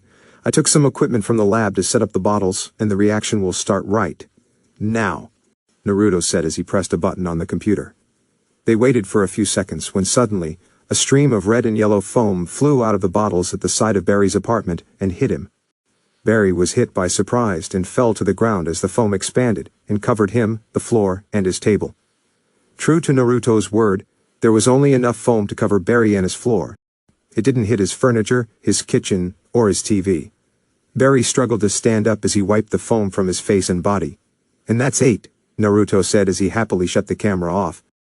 He then sent a text to Barry saying that he put some cleaning supplies in Barry's closet so the foam wouldn't stain his apartment. Please tell me you recorded that, Cisco asked, chuckling. Of course. Now should we post to YouTube? Naruto asked. Naruto, you've embarrassed Barry enough, Caitlin told him as he nodded. Fine, ruin the most fun I've had in years, Naruto said as he leaned back in his chair with a happy sigh. Oh, the memories these days have brought. Remind me not to piss you off, Naruto. Dr. Wells was right. You take pranking to another level, Cisco said. I wasn't called the king of pranks for a reason, but I took it easy on Barry. Trust me, I had some even more dastardly and embarrassing pranks in my arsenal, but I didn't want to be a dick, Naruto said as Caitlin smiled. I'm proud you showed some restraint, Caitlin said as Naruto smiled. Although I think the foam was a little much. Oh, relax, the foam is harmless and he could actually clean with it now. It'll turn to water in a few minutes. It's not like it would harden, Naruto said as he got an idea. Cisco and Caitlin noticed Naruto stop talking and seemed to be thinking hard on something. Naruto, you still there? Cisco said as he waved his hand in front of Naruto's face. I think I've got an idea. Cisco, Caitlin, I'm gonna need your help, Naruto said. Help with what? Caitlin asked. I think I just thought of a new arrow for Oliver, Naruto said as they went to the lab. Line break XX. A week had passed since Oliver and his team had come to Starling City, so Caitlin, Cisco, and Naruto decided to go see Felicity and the others in Starling City. Part to get the DNA sample that Felicity needed testing, and the other part to give Oliver new trick arrows and get a peek at his base of operations. They walked into Queen Industries, or as it was now Palmer Technologies, to go see Felicity, who was working in her office. I'm almost done here, Jerry. You should have gone home hours ago, Felicity said as she turned to see Caitlin, Cisco, and Naruto holding a metal guitar-length case and carrying a backpack. Who's Jerry? Caitlin asked. This place is bigger than my apartment, Cisco said as he looked around her office. What are you guys doing here? Felicity asked. You asked us to analyze the DNA off the arrow that killed Sarah, Caitlin said. I was just going to mail you the sample, Felicity said. We had some vacation days lined up, Caitlin said. We want to see the arrow cave, Cisco said, eager and waiting to see it. We don't call it that, Felicity said as she walked to the door. Ever. I want to see the toys. I need to see the toys, Cisco said, practically begging. Do you guys have an arrow mobile? Felicity relented and escorted them to the cave, which was actually more like a bunker underneath Oliver's former club, Verdant. They walked down the stairs and saw Oliver training with a young man, probably around Naruto's age if not younger. Oliver, we have some guests, Felicity said as Oliver looked. Hey Oliver, sorry to drop in like this, Naruto said. Did you guys need something? Oliver asked. We kinda came to get the DNA sample you needed us to identify, Naruto said. This place is awesome, Cisco said as he began looking around. And part for that. Hey, I'm Naruto, Naruto said as he shook the guy's hand. Roy Harper, Roy said. Oh, so this is Arsenal. Nice to meet you, one partner to another. The name's Impulse. Naruto said, smiling as Roy nodded. Cool, Roy replied. That's Caitlin Snow, our resident doctor, and Mr. Curious over there is Cisco Ramon, Naruto said as Cisco walked over to the assortment or arrowheads on the table. Don't touch that, Oliver said as Cisco pulled away. He then touched some of Oliver's prepared arrowheads. Or that, it's a jettisoning arrow, uses compressed CO2 to fire high tensile strength polymer cables, Cisco said, finishing his sentence. Yep, Oliver said. Since when did we start selling admission to the arrow cave? Roy asked. Do you see what you've done? Oliver asked Felicity, who sat at her computer innocently. And it's not really a cave, more of a bunker. Besides, the arrow cave doesn't make any sense since arrows are kept in quivers. If Oliver was dressed as a bat or an animal that lived in a cave, then it would make more sense, Naruto said, putting his own 2 cents into the pile. Oh, not a bad point, Caitlin said. Awesome, Cisco said as he looked at Oliver's suit. I have so many ideas for improvements. Oliver raised an eyebrow as Cisco then walked over to Roy's suit. And this? Oh man, this is the bomb. And I mean, red is so much cooler than green, am I right? Cisco asked as Roy smiled. I am really starting to like this guy, Roy said as Naruto chuckled. Hey, what's that for? Caitlin said, pointing to the ladder in front of her desk. Distracting me from work, Felicity said. So where's Mr. Diggle? Caitlin asked. He's running down a lead, Roy said. Naruto looked and saw Cisco prick his finger on one of Oliver's arrows. Put the arrow down before you hurt yourself, Cisco, Naruto said as Cisco did. Sorry for the abrupt visit, but we didn't come empty-handed. We brought some gifts. Naruto held up the metal case and put it on an empty table. What's in the case? Roy asked. Well, after Oliver's visit to Central City, I mentioned that Star Labs would be more than happy to help in developing some new tech. So we've got some new trick arrows for you to use, Naruto said as he opened the metal case to show several dozen arrows in foam padding, arrow tips, different arrow shafts made of different polymers in a smaller metal case. Whoa, Oliver said as he and Roy looked over the case's content. How did you do all this? Roy asked. Well, I couldn't have done it without my partner in crime, Mr. Cisco Ramon. Thank you, Cisco, Naruto said as Cisco bowed. You're welcome, Cisco said. So we've got a whole bunch of new arrows for you guys to use. If you like them, we can make more, no problem, Naruto said as he pulled out some basic-looking arrows. New arrows made of an aluminum carbon composite metal, and the shaft is a patented polymer, twice as deadly and a third the weight. Naruto handed the arrow to Oliver, who picked it up and could feel it was lighter. Not bad, Oliver said, and we've got different arrowhead attachments you can use depending on the situation, Naruto said as he picked up a steel-colored arrow tip and casing. This one is a new explosive arrow, concentrated thermite with a dash of nitro. This will blast apart a brick wall and put a hole in solid steel. Sweet, Roy said as he took the arrow. Just be careful you're at a far enough distance before you use it. And we've got a new flashbang, jettisoning and grapple arrows with a new strength polymer cable. It can pull a lot more weight, and the grapple system makes getting up high places a lot easier, Naruto said as Oliver looked at them. Naruto then took out a yellow-colored arrow tip and casing. This one is for when technology is involved. An electronic payload arrow. When shot near a computer or electrical system, can be used to allow Felicity easier access. And these payloads can be modified to deliver viruses into a computer system should you need to do so from afar, Naruto said as he handed it to Felicity. Ooh, Felicity said as she looked at it. Naruto then took out an orange-colored arrow point and casing. This one is a white phosphorus arrow. When the situation calls for something to be melted or a huge plume of smoke to be made, this is your best shot. But we've added a little component of red phosphorus which acts as a flame retardant so it doesn't explode out of control, Naruto said as he put the arrow down. But I think this is one you'll like the most. Naruto then took out the small metal case and opened it to reveal a blue-colored arrow tip and metal casing. This one is something that's best described by seeing it in action, Naruto said as he attached the arrow tip and casing to a spare arrow and handed it to Oliver. Shoot it at that training dummy over there, Naruto said as he pointed to the training dummy at the other side of the room. Oliver looked at the arrow and then at Naruto. Trust me, it's best to see it in action. Oliver grabbed his bow and knocked the arrow. He aimed at the training dummy and released. Once the arrow made impact, the casing on the arrow broke out, and a dark blue-colored foam began to immediately expand in a 2-foot radius around the dummy before eventually hardening. Whoa, Roy said as he, Felicity, and Oliver were shocked at what just happened. What is that? Felicity asked as she and Roy walked over to the foam target, and Oliver looked at Naruto, who was smiling proudly. High-density polyurethane foam trick arrow, or in layman's terms, the liquid cement arrow, Naruto said, as Roy tapped the foam, and to Naruto's word, it had hardened and felt like concrete. How did you do this? Felicity asked. It was a group effort. Cisco and Caitlin helped me with making the arrow, and I got the idea after a lesson I gave to Barry. The casing in the arrow has the mixture in liquid form. It will only turn into foam when it comes into contact with an oxidant. Once the arrow is fired and contacts an object, the impact ruptures the casing and the foam oxidizes and expands out within a 2-foot radius from the point of impact, and as you saw, it solidifies within a few seconds. And it has the same density as common concrete. Naruto said as he walked up to the foam and tapped it with the back of his knuckles, making a knocking sound on the cement. "This is awesome," Roy said as he was amazed at what he saw. Naruto then walked over and grabbed the metal case holding the liquid cement arrows and handed them over to Oliver. "The use is up to you. Need to create a roadblock for a car, close a doorway or trap someone, it'll do the job. And unless the person has super strength, they're not getting out," Naruto said as he took out a small pill vial of blue liquid from the container. "And when you need to move the person, just break the vial over the foam." Naruto tossed the vial at the foam and it broke against it. The vial broke and sprinkled the foam with a blue liquid and began to sizzle the foam. Within a few seconds the foam had turned into a liquid and splashed on the ground. "The vial solution turns the foam into a liquid," Naruto said as he super sped around the training dummy and cleaned up the mess in 5 seconds. "Perfect capture and no danger."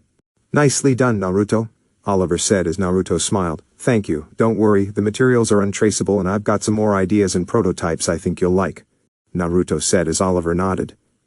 Oliver then got a ring on his phone and saw it was Dig. "Dig," Oliver answered. "We have a little situation here. Our man's at Argus with some backup and Lila's here, and Oliver this guy, he's the real deal," Dig said as Oliver nodded and hung up. "Our target is storming Argus and Lila is there," Oliver said as Roy nodded. The two grabbed their bows and their suits. "Uh-huh, badass, so cool," Cisco said. "It'll be over by the time they get there," Caitlin said. "Oliver, let Met help, I can get you there in seconds," Naruto said. Oliver put on his hoodie and looked at Naruto. "All right, suit up," Oliver said as Naruto unzipped his backpack. He moved at super speed and in a second was ready. "Our target is attacking Argus with backup, probably mercenaries. Roy and I will handle him, you secure the perimeter." "Got it," Naruto said as Oliver and Roy finished suiting up. "Keep your head steady and close your eyes." Naruto grabbed Oliver and Roy by the shoulder and left the bunker in a flash while Caitlin texted Barry for backup. Naruto raced through the city holding Oliver and Roy and appeared at the Argus facility. They walked in to see the dead guard and heard gunshots inside. "Head east and secure all the mercenaries. Arsenal and I will help Dig," Arrow said as Impulse nodded and walked inside the building while Arrow and Arsenal went their separate way. Impulse walked in to see the Argus agents in a shootout with heavily armed mercenaries, and the Argus agents were losing. Impulse saw one mercenary take out a rocket launcher, so Impulse ran forward and moved the agents out of the way. The rocket hit where the agents were as the mercenaries were confused where the agents went. Impulse gathered all the agents and put them in a room before running towards the mercenaries. He shoulder-checked one mercenary and sent him flying into a wall, knocking him out. He turned and kicked another mercenary and sent him skidding across the ground. The mercenaries fired in his general direction as Impulse ducked and dodged, and in a blur of orange and white lightning, the mercenaries were disarmed, knocked out, and tied up together in a circle. Impulse smiled as he super-sped through the facility to make sure he got all the mercenaries, and he did. He arrived in the large open area where Arsenal and Arrow fought the Boomerang Man when he saw 2 boomerangs heading towards Oliver when Barry ran by and grabbed them. He slid to a stop in a corner as Arrow, Arsenal, Dig, Lila, and the Boomerang Man saw a man save the Arrow in a flash. The Boomerang Man put in earpieces and threw down a large concussion, flash, and smoke bomb that concussed and blinded everyone. The impact lasted nearly a minute before the effects began to dissipate, and the Boomerang Man was long gone. Arrow looked at Flash and Impulse, who both smiled and left before Lila and the Argus agents could question them. Line break, Keksex. While Oliver talked to Lila to get some information on the Boomerang Man who attacked them, Naruto and Barry returned to the bunker. Naruto and Barry slid to a stop as the rush of air caused some papers to fly around. "Geez," Felicity said as she picked up the papers. "Sorry," Naruto said as he helped and then quickly changed back into his regular clothes. "So, how'd it go?" Caitlin asked. "Easy. Took care of the mercenaries, but the Boomerang guy is gone." "Why did you call Barry?" Naruto asked. "I thought you could use some help," Caitlin said. "Well, thanks for showing up when you did," Naruto said as Barry nodded. "No problem," Barry said as he saw the salmon ladder. "Cool." Barry then began doing the exercise at super speed as Caitlin and Felicity watched him go up and down the ladder in a blur of his yellow lightning. "How often does Oliver do this?" Caitlin asked. "At least every Wednesday. There's a lot sweating," Felicity said as Barry jumped down, finished with the exercise. I don't see what's so hard about that, Barry said, as he handed the bar to Naruto. I think you're meant to do it without powers, Naruto said, as he hooked the bar onto the first row to give it a try. I'm not sure that Caitlin should have called you. Oliver's not that great playing with others, Felicity said. Oh come, Oliver and Naruto kicked ass last week. Cisco said as Naruto did a pull-up and then managed to pull and hook himself up to the second notch. They were like in a league of their own. Geez, this is a lot harder than it looks, Naruto said as he did another pull-up. Yeah, that was kind of a one-time thing. Not that Oliver doesn't appreciate all the support, but when it comes to here it's different, Felicity said. The guy was tossing around exploding boomerangs, they needed some backup, and I need some dinner. That salmon ladder made me hungry for sushi, Barry said, as he super sped away, causing more of Felicity's papers to fly everywhere. And I need to get some paper weights down here, Felicity said as she slammed the papers down. Should have warned you about that, Caitlin joked as Naruto did another pull-up and tried to hook onto the third row but missed and landed on his back. Shit, Naruto said as Cisco, Caitlin and Felicity ran to him. Naruto, you okay? Caitlin asked as Naruto groaned in pain. Ugh, I just got the wind knocked out of me, Naruto said as he chuckled. Cisco smiled and helped him to his feet as Oliver, Roy, Diggle and Lila walked in. Naruto looked at Oliver, who raised an eyebrow as to why he wasn't in uniform, but Naruto shook his head no to not bring it up and Oliver nodded back. Are you okay? Lied Ark for Argus without making a few enemies. I'm sorry to involve all of you in this, Lila said as Dig took a plastic bag out of his pocket containing the shards of the boomerangs. Is that Argus property? It's evidence, Dig said as Lila let it go when whoosh of air blew past them, and Barry arrived sitting in Felicity's chair with some sushi. Lila was speechless as to what she was seeing as Naruto looked at Barry like he was crazy.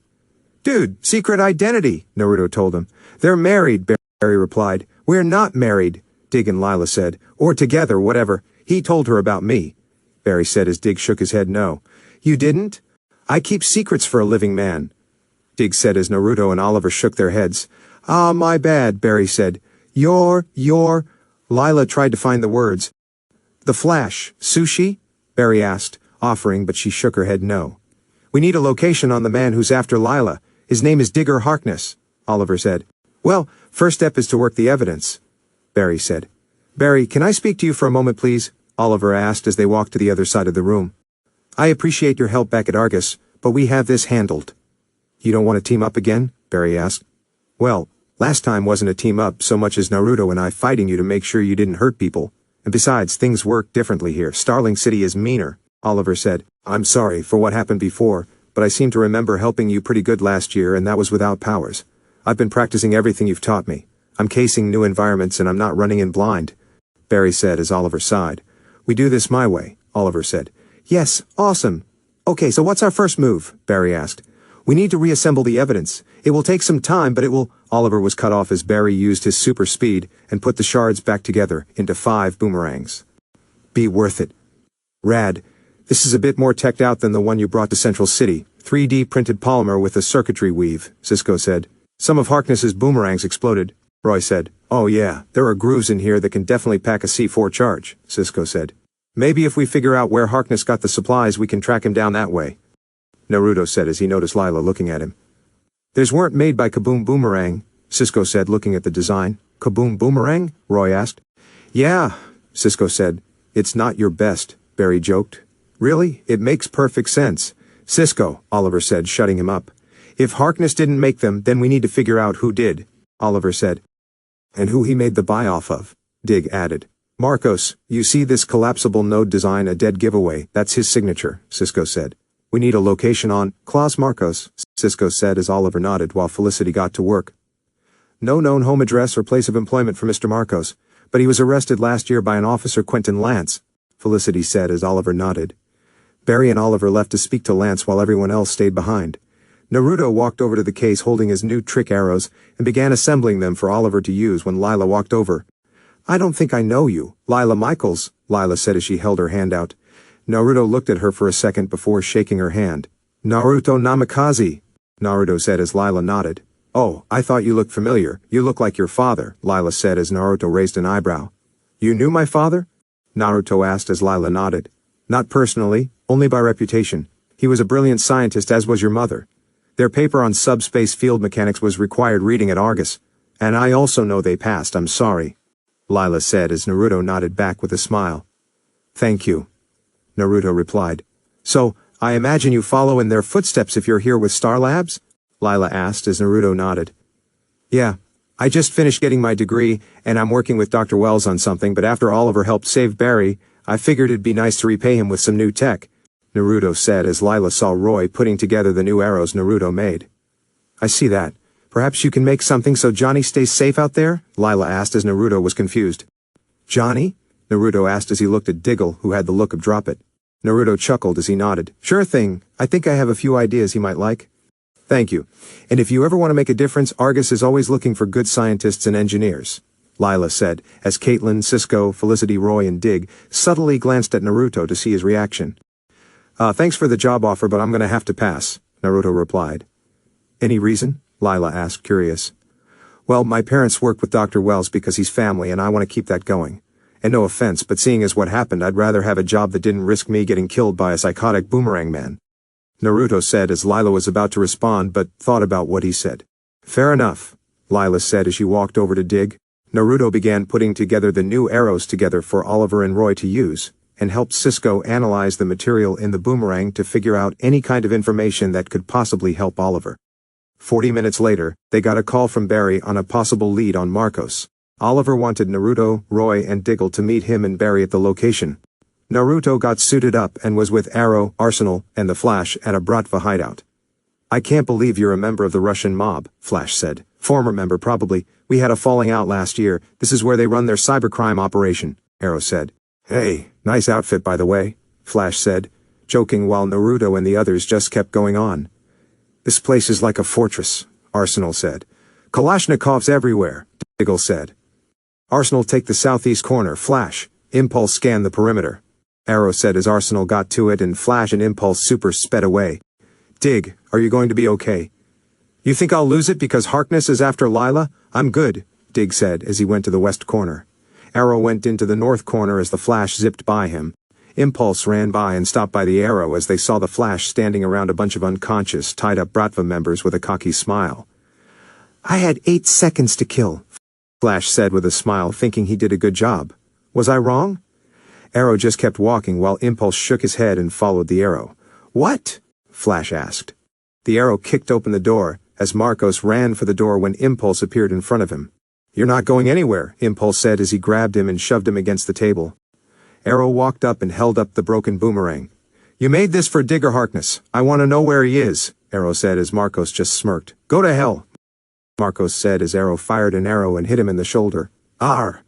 The Flash was shocked to see the Arrow shoot Marcos with no provocation.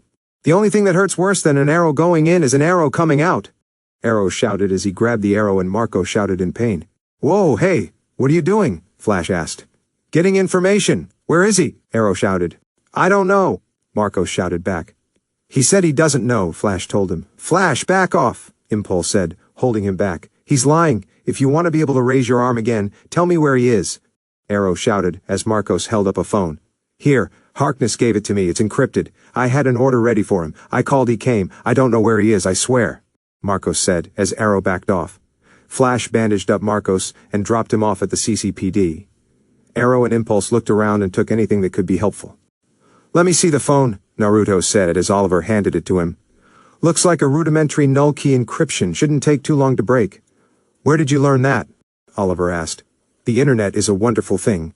But this kind of encryption is less about keeping something secret and more about setting a trap. Something else is going on, Naruto said as he handed the phone back to Oliver and walked over to Marcos' computer and pulled out the hard drive. Maybe his hard drive will offer up some information. You okay? Oliver asked. Yeah, just trying to stay focused like you said, Naruto said as Oliver nodded. Do you always have to do that? Interrogate? Sometimes. It's not pleasant work for people who aren't used to it, Oliver said. That's an understatement, Naruto said as Oliver nodded. Naruto, I get that this might be difficult to watch and understand, but there will come a time in Central City that just asking for information isn't enough. There are criminals out there who only deal in extremes, and sometimes it might be necessary to use extreme methods to fight back, Oliver said, as Naruto nodded, understanding the lesson. I get it, believe me I do. The world is a dangerous place, I just don't think I could do something like that, Naruto said. And I hope that you never have to. But the criminals in this city don't play with kid gloves. You saw Marcos, he wouldn't have given up anything, Oliver said, as Naruto nodded. I get it, let's go, Naruto said as Barry arrived. Felicity can crack the encryption, let's go, Oliver said as Barry looked upset and angry. What? You tortured that guy, Barry said. I interrogated him, Oliver replied as Barry scoffed. When my friend said that your tactics made you a criminal, I defended you. I thought you were supposed to be a hero. I thought that we were supposed to be better than them. Barry said. Barry, you live in Central City, where it's sunny all the time and your enemies get cute nicknames. You're not in Central City, Oliver said. Yeah, Barry replied. I live in a city where my best friend was murdered, where a woman I loved was shot full of arrows and sent tumbling off a rooftop, where my mother was murdered right in front of me. So before you, my mother was murdered in front of me too.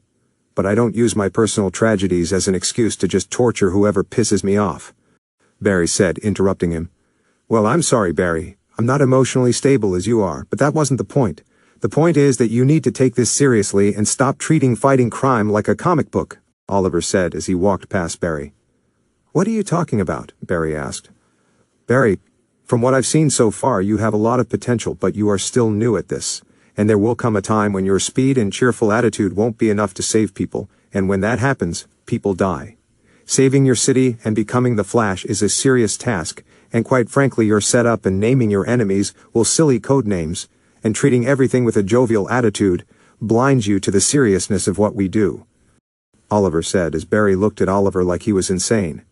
Naruto, come on, back me up, Barry said as Naruto sighed. Barry, I agree with Oliver, Naruto said as Barry looked at him like he was insane. Are you kidding me? Barry asked. Hey, I'm not saying I'm okay with what I saw, but this is Oliver's city, and if he knows what he's doing, we should follow his lead. Naruto replied. Naruto, he tortured that guy, Barry said. Interrogated. I've seen cops in real life and movies do a lot worse, and he's got a point. The fact that we deal with metahumans makes the threats we face almost not normal. But how many close calls have there been? How many dangerous bad guys have nearly killed us or innocent people? Naruto said. And we dealt with it, Barry said. By the skin of our teeth. But what happens the day we face someone we can't predict or is difficult? We're still new at this, and right now we need to absorb everything we can so we know what to do should that happen. Naruto said, as he walked over to Oliver. I can't believe this, Barry said, shocked by what Naruto was saying. If you don't think you're up to it, you know your way back to Central City, Oliver said as he left, and Naruto followed after him. Line break XX. They arrived back at the base and Naruto quickly changed back to normal clothes so he kept his identity a secret. Felicity worked on cracking the encryption on Harkness's phone, and like Naruto said, it wasn't that complicated. She also analyzed the phone and she might be able to track down Harkness's old phone and triangulate his current position. Naruto was sitting next to her, absorbing how she worked and what he could use in the future. Barry was still brooding over his ideological differences between Oliver, but no one mentioned it because they were trying to stay focused on the task at hand, and they didn't want another argument to break out. Oliver was fitting his quiver with some of the new arrows that Naruto made as Lila walked over. Everything okay between you and Speedy? Lila asked as Oliver was confused. What, Roy? Yeah, we're fine, Oliver replied. I meant him, Lila said, looking at Barry who was brooding by the stairs. Oh, we have a difference of opinion on how the world works, Oliver said as Lila nodded and looked at Dig. Yep, I know what that's like, Lila replied. Well, sometimes they don't see it, Oliver said. There are people in the world who deal only in extremes, Lila said, and it'd be naive to think that anything less than extreme measures will stop them, Oliver said as Lila nodded. Sometimes bravery isn't enough. Sometimes the world requires us to be bold, Lila said. Whatever the personal cost, Oliver said. I've got him. He's at a warehouse at the intersection of Infantino and Adams, Felicity said as she pulled up satellite images of the warehouse. Is that? Lila asked. Argus spy satellite? Yeah, thermographic imaging shows 10 bodies inside, Felicity said. Harkness knows we're coming, Dig said. I can track his cell phone's position with this, Cisco said, holding up a tablet. Cisco, you're with Diggle and Roy, Oliver said as Barry walked over. I'll race you there, Barry said as he left while Oliver looked at Naruto. Naruto, are you okay here? Oliver asked as Naruto nodded. Yeah, there's still something I want to check out. Go, Naruto said as they left. Felicity, can you do another scan of the phone's hardware after you shut it down? Sure, give me 1 second, Felicity said as she copied the phone's data onto her computer and turned off the phone. She began going through the phone's code looking for any anomalies. What am I looking for again? I don't know, something doesn't seem right. It all seems too easy, Naruto said. What do you mean? Lila asked. Well, we tracked down Harkness and stopped him from killing you. But someone with his kind of training and grudge isn't one to give up on a fight, and with Oliver and Barry, He knows a straight-up attack is stupid. He'd want to be smart. Naruto said. Maybe you're overthinking this, Caitlin said. No, Dr. Wells always told me to trust my gut when something seems off, and right now my gut is telling me there is something else going on, Naruto said as Felicity saw one weird code in the phone. I think I found something, Felicity said. What is it? Lila asked. It looks like a remote-operated backtrace system. Someone can turn the cell phone on and off, make calls and backtrace the signal, Felicity said as the phone began ringing, getting a call from a blocked number. Didn't I shut that off? It's Harkness, this is a trap, we need to move, Naruto said as they all got up to leave when Naruto's super speed senses saw a boomerang heading straight for Lila, so he grabbed her and dove to the side, just in time to avoid Lila getting a boomerang in the head. Naruto and Lila hit the ground as Felicity and Caitlin took cover behind Oliver's dummy case, while Naruto and Lila took cover behind Felicity's workstation. Hello Lila, it's been a long time, Harkness said as he threw out two boomerangs that smashed through some of the lights and the other hit one of Felicity's computer screens. Harkness threw another boomerang that smashed into Oliver's outfit case and knocked it over as Naruto and Lila covered themselves from the shattered glass. Gun? Lila shouted. Cabinet third drawer, Felicity shouted as Lila grabbed a pistol and loaded it. Harkness took cover behind a table as Lila fired her pistol. Naruto peeked out from behind the workstation and saw Harkness throw another boomerang as Naruto ducked. You know what I like about boomerangs, Lila? They're proof that things can come back to haunt you, Harkness shouted as he stood up from his cover and threw two boomerangs at Lila, which she managed to stay low and avoid as she ducked next to a cabinet for cover. Harkness pulled out a special boomerang that had a grenade pin and pulled it off. You had a bomb in the back of my neck. Now I've got something special for yours. Lila, get down, Felicity shouted as Naruto watched Harkness throw a boomerang towards Lila in slow motion. Naruto ran from behind the computers and tackled Lila out of the way as the boomerang got close to her and exploded, sending Naruto and Lila through Roy's display case and onto the ground hard. No! Felicity shouted as she threw an explosive arrowhead at Harkness. Harkness ran just in time to avoid any damage from the explosion and left the bunker while Felicity and Caitlin ran over to check on Lila and Naruto. Felicity turned Lila over and saw some shrapnel wounds on her chest and side and they were bleeding pretty badly. Naruto groaned in pain as he tried to catch his breath. Caitlin helped him onto his back as Naruto looked down and saw a shard of metal sticking out of his left thigh. Argh! Naruto shouted as he pulled it out. Fuck! Geez, that hurt! Caitlin got some bandages as Naruto looked at Lila. Caitlin, I'm fine, look after Lila, Naruto said as he took the bandages and wrapped them around his wound. Naruto, you need help, Caitlin said. I'm fine, Lila needs your help more than I do, Naruto said as she nodded. Lidocaine, I need lidocaine, Caitlin said as she ran over to the medical cabinet. I only have epinephrine, Felicity said. That's fine, Caitlin said as she got the needle of epinephrine. Keep pressure on the wounds and keep her awake. Caitlin injected the epinephrine while Felicity did her best to stop the bleeding and keep Lila awake. They moved Lila onto a table and Caitlin did her best to keep her stable while Naruto sat in a chair and bandaged his wound. Lila, they heard Dig shout as he, Oliver, Roy, Barry and Cisco came back. Lila, she's not moving. I've got her stabilized but she has several shrapnel wounds. I can't operate on her here, Caitlin said as Dig looked at Barry. Barry, Dig said as Barry looked at Oliver. Starling General's on 8th and Wilcox, Oliver said as Barry grabbed Lila and super sped to the hospital. Dig and Caitlin drove to the hospital to check on Lila while Roy, Felicity and Cisco waited in the club. Oliver wanted to be alone for a while. Barry was with Oliver as was Naruto, who wasn't moving from the chair he was sitting in until he healed. This is all my fault, Oliver said. It's really not, Barry told him. I tortured Marcos to give up that phone. None of this would have happened if it wasn't for me. Oliver said. That's bullshit, Naruto said, as Oliver looked at him. Harkness just outplayed you, Oliver. You'll get him. How can you be so sure? Oliver asked as Naruto adjusted himself on the chair, groaning in discomfort. To do what I do, it takes conviction. And every time I do that, I'm trading away small pieces of myself. So you asked me what's wrong, Barry. This is it. The part that I'm trading away is Oliver Queen. And lately, I've been feeling that there's nothing left except the arrow. I think, like Naruto said, bullshit. Look, you've convinced yourself that everything you've been through took away your humanity. But I think it's because of your humanity that you made it through. You wouldn't have survived, much less come out the other end a hero, somebody who wants to do good, if you didn't have a light inside of you, Barry said. Oliver, Barry's right. You wouldn't be here today, let alone the past 2 years keeping the city safe if Oliver Queen is completely gone. The people you saved, the lives you've changed, that's your humanity. And you're helping to pass that on to Felicity, Roy, Dig, and Barry and I. Oliver Queen is a huge part of this as much as the arrow is. And you'll have setbacks, but I think you told me that you keep getting up no matter how hard you get hit, Naruto said as Oliver cracked a small smile. Besides, if you don't believe that, then what I found will have been for nothing. What? Barry asked. I found out how Harkness found his way to the bunker. I can also do the same and track him, Naruto said as he rolled his chair over to Felicity's computer and began doing the search as Barry and Oliver walked over to him and saw Naruto get to work. He's heading to the train station.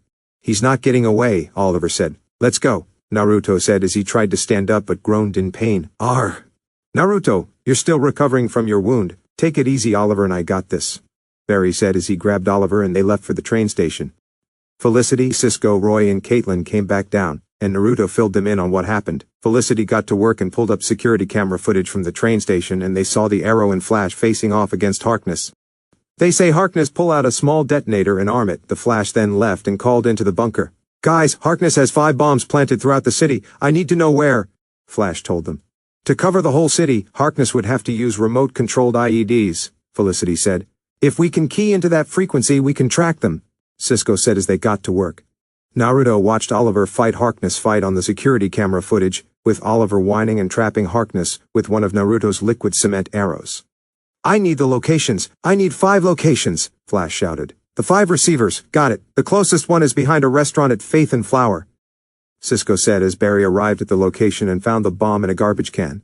Okay guys, I found it. I'm gonna run it out of the city, Flash said. Barry, wait, Felicity said. That's not an option, Flash replied. We think the bombs are linked. Press the emblem on your suit. I installed a mini-cam last week. You see the secondary trigger? It's not just a receiver, Cisco said. It's a transmitter, Flash said. Barry, if you try to defuse the bomb, the second trigger is going to transmit a signal and the other bombs will explode, Felicity said. You're gonna have to disarm all the bombs at the same time, Cisco said.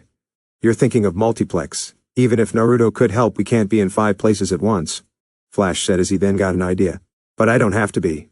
The Flash then whisked into the bunker and grabbed Roy, Felicity, Cisco, and Caitlin one by one and dropped them off at one of the bomb locations, leaving Naruto by the computers. Come on guys, less than 20 seconds. Okay, everyone needs to cut the wires exactly on 3. 1, 2, 3, Cisco shouted as they did, and there were no explosions. Oh, screw you, Captain Boomerang. Nicely done, everyone. Whoa, Naruto shouted.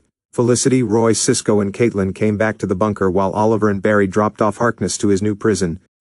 Until they got back, Felicity gave Caitlin the arrow that they needed DNA evidence off of. Some of the STR markers on the DNA sample have degraded, but I've got a computer back at the lab that should fill in the gaps, Caitlin said as she put the arrow in a special container. Thank you, Caitlin, Felicity said. I'll let you know as soon as I have the results. I'll call this time, Caitlin said as Felicity chuckled. It's cool, you guys are fun, Roy said. So are you guys. Well, you could be if you realized you were working under a nightclub, Cisco said. A time and place for everything, Cisco. Here, to work, Naruto said as Cisco nodded. How you are doing, Naruto? Felicity said as Naruto undid the bandage and the wound had healed. I'm fine, Felicity, one of the perks of super healing, Naruto said as he stood up and felt fine. You were very brave tonight, Naruto, Caitlin said. How? I was stuck in a chair while Barry and Oliver took down Captain Boomerang, Naruto said as Cisco smiled. So glad that name is catching on, Cisco said. True, but Lila would be dead if it wasn't for you. You moved her out of the way before she got mortally wounded. I'm proud of you, Caitlin said as Naruto smiled. But don't make a habit out of it. I don't think I can promise that. Occupational hazard and all, Naruto joked as Oliver and Barry walked back in. Did you guys take care of business? Cisco asked. Digger Harkness is now cellmates with one Slade Wilson, Oliver said. We've got a pipeline. He's got a gorgeous tropical island, Barry said. With the landmines, Felicity said as everyone was confused. It's a long story. What are these? Barry asked, looking at 2 new mannequins. Oliver had me put those in while you were at the hospital, Felicity said. This is for us? Barry asked as Naruto smiled, looking at the mannequin. For the next time you're in town, Oliver said. There's gonna be a next time? Barry asked. I'm still calling the shots, Oliver said as Barry chuckled. We'll talk about that, Barry replied. Yes, we will, and then I'll call the shots, Oliver replied with a smile. Well, we've got an extra gift for you, Oliver. Early Christmas present. Turns out Star Labs Industrial Fabricator was based out of Starling City, Cisco said as he opened the box showing Oliver's new jacket. Whoa, Oliver said. Polymer Kevlar weave, 25% lighter and can carry 15% more gear. Naruto and I've got some designs we're working up that should be cool, Cisco said as Naruto chuckled. It's, subtle, Oliver said. I, wanted to replace the hood, but Felicity said it had sentimental value, Cisco said as Oliver shook his hand. Thank you, Oliver replied. So you guys heading back? Roy asked. It's possible that Dr. Wells never signed off on our little vacation, Caitlin said. Do you guys still take the train? Roy asked. Sure, when we need a nap, Barry said as Naruto chuckled. And I think a nap will be warranted, Naruto said. Line break, Kensex. Naruto and the team were back in Central City after their team up with Oliver and Team Arrow. Things in Central City had quieted down as Christmas was coming up, and it seemed that even the criminals were taking the holidays off. Naruto loved the holidays normally ever since he could remember, but ever since his parents died the holidays had lost their luster. His parents used to go all out with a party and an amazing dinner with all their friends, but after his parents' accident, he just spent the holidays alone. With Linda gone to see her parents at Coast City, Naruto kept to himself, which is how he liked it this time of year. Christmas was later this week, and between working on the arc reactor, helping at the shelter and training, Naruto kept to himself. Barry called the team to Star Labs because he had Christmas presents to hand out. Merry Christmas, everyone. It's just a small token of my gratitude for everything you guys have done for me this year, Barry said as he handed everyone a present. Aw, Caitlin said as they all smiled. I think I speak on behalf of my colleagues when I say that you've been a gift for us, Barry, Dr. Wells said as Barry then pulled out a thermos. What's that? Caitlin asked. This is compliments of Iris, Grandma Esther's famous eggnog, Barry said as Cisco smiled. That's what I'm talking about, Cisco said as he walked over to grab glasses while cleared his throat. Maybe later for me. I've got some stuff to take care of. I'll see you guys later, Naruto said as he walked to the door. Naruto, Caitlin said as Naruto then super sped away. Did I say something wrong? Barry asked. No, Mr. Allen, this is Naruto's favorite time of year. He and his parents loved celebrating the holidays, but since their death, I'm sure this time just reminds him that they're no longer with us, Dr. Wells said as everyone nodded. Yeah, Naruto has been acting a lot gloomier lately, Cisco said. I'm gonna get him a gift. Maybe that'll cheer him up. Thank you very much, Caitlin said as she left to go shopping. Naruto left Star Labs and made a stop to his parents' graves. Naruto walked up to their gravestones and laid down some flowers as he sat down. Merry Christmas, Mom, Dad. It's the second Christmas with the both of you no longer here, and it doesn't get any easier, Naruto said as he sighed. I know that this is supposed to be a magical time of year and you've always told me to be grateful of what we have, but God, this is so hard without you two here, Naruto said as tears began to fall down his cheek. I've pulled my life back together like you two would have wanted, but I miss you two so much. Even with all my powers I can't bring you two back. Naruto wiped the tears from his face as he heard someone coming up behind him and saw Kurama walk up to him. Kurama sat down next to Naruto as Naruto pet his head. Do you miss them too, boy? Naruto asked as Kurama laid down on the ground and whined. Me too, so much. You're torturing yourself, Naruto, Naruto heard as he saw Shizune and Tsunade walk up to him. How did you know I was here? Naruto asked.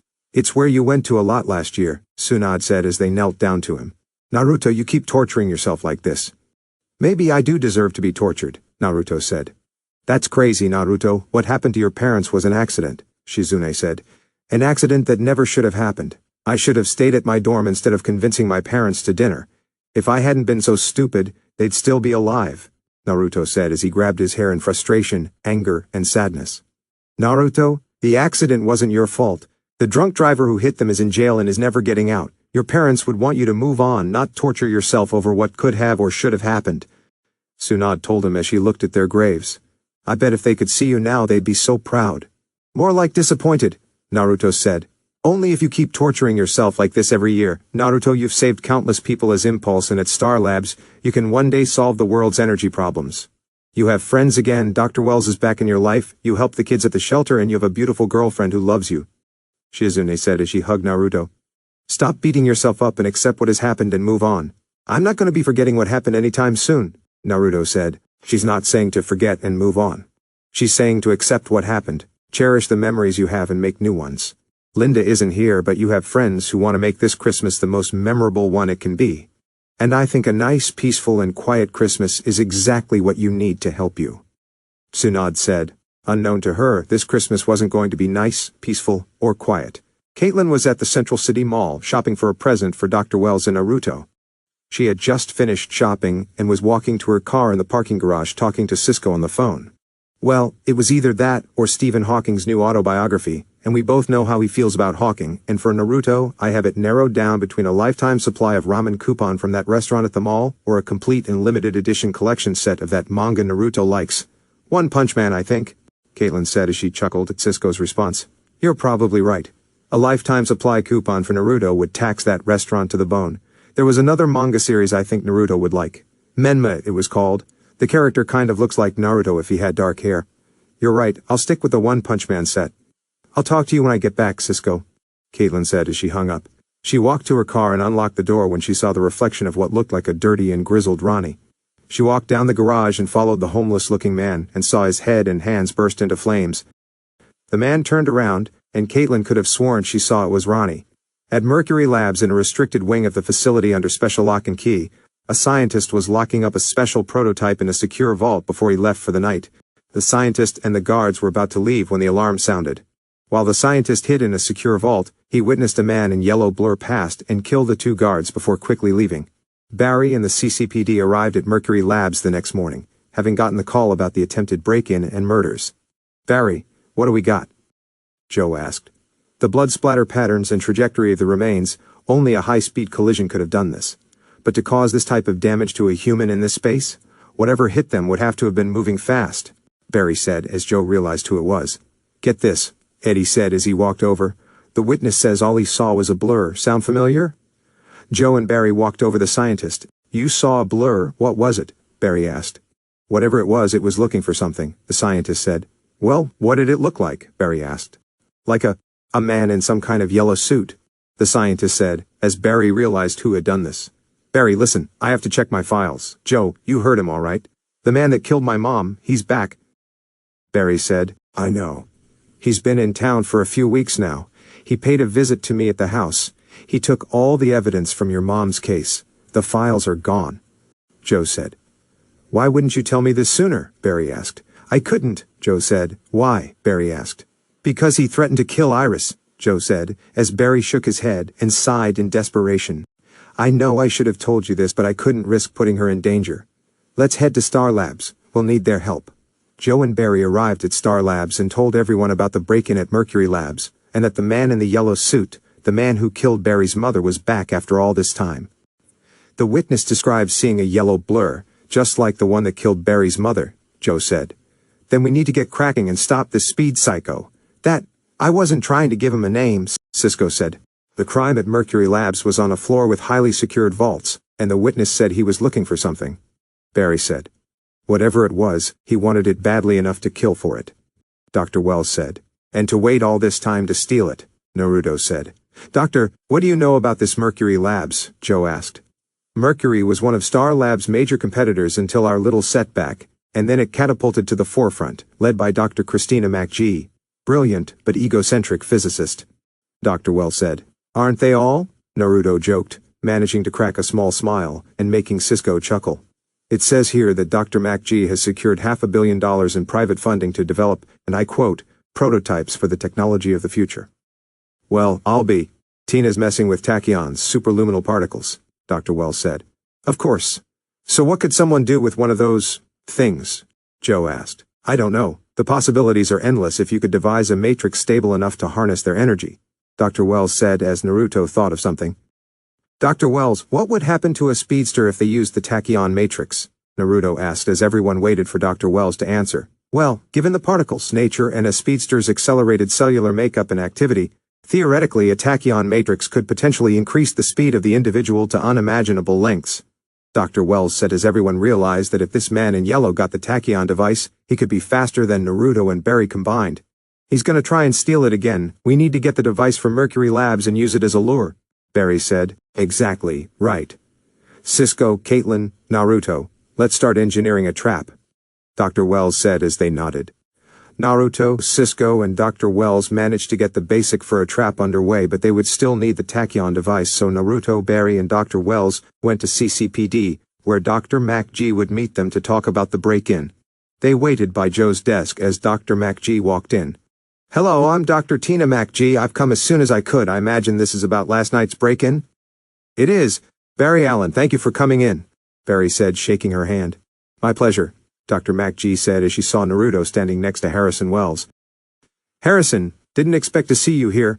Tina, always a pleasure, Dr. Wells replied. Naruto, lovely to see you again, Dr. MacG said as Naruto smiled and shook her hand. Likewise, Dr. MacG, Naruto said. I heard about your parents. I'm truly sorry they're gone. The world is a lesser place without them, and I'm sorry our meeting had to be under these circumstances, Dr. MacG said as Naruto nodded. Thank you, Dr. MacG. That's why I'm actually here. I'm here helping with the CCPD about the break-in at your lab last night, Naruto said. I wasn't aware you had taken to law enforcement, Dr. MacG said. Part-time. I'm working part-time as Barry's assistant in the CSI department while also pursuing a possible career in science, Naruto said as Dr. MacG nodded. She got a text and excused herself to answer it quickly. Since when were you working here? Barry whispered to Naruto. Since now. Sent me the paperwork later, Naruto said as Barry nodded. Sorry about that. So have you managed to gain any new information on these thieves? Dr. MacG asked. No, but our evidence suggests that whoever broke into Mercury Labs was looking for something, possibly one of your prototypes, Naruto said. You'll have to narrow that down. We have literally hundreds of projects in development, Dr. MacG said. One containing tachyonic particles, Barry said. We've had encouraging success with tachyons, yes, but there's still a significant gap between our prototype and any real-life application, Dr. MacG told them. We were hoping you would lend us your prototype to use as a lure, Barry said. Us? You're assisting the police now, Harrison? Dr. MacG asked. I'm consulting on this particular case given the scientific density and knowledge to understand it. Listen, Tina. Once this man is apprehended, your prototype will be promptly returned. You know nobody wants to ensure the future's technology more than me, Dr. Wells told her. I appreciate the CCPD's concern, Mr. Allen, but Mercury is quite capable of protecting its own assets. Good luck with your manhunt. Give my office a call, Naruto. Mercury Labs is always looking for bright young minds. Good day, gentlemen, Dr. MacG said as she left. Well, that went as expected, Naruto said. I'll talk to Joe. Maybe a court order could get her to cooperate, Barry said as he went to talk to Joe.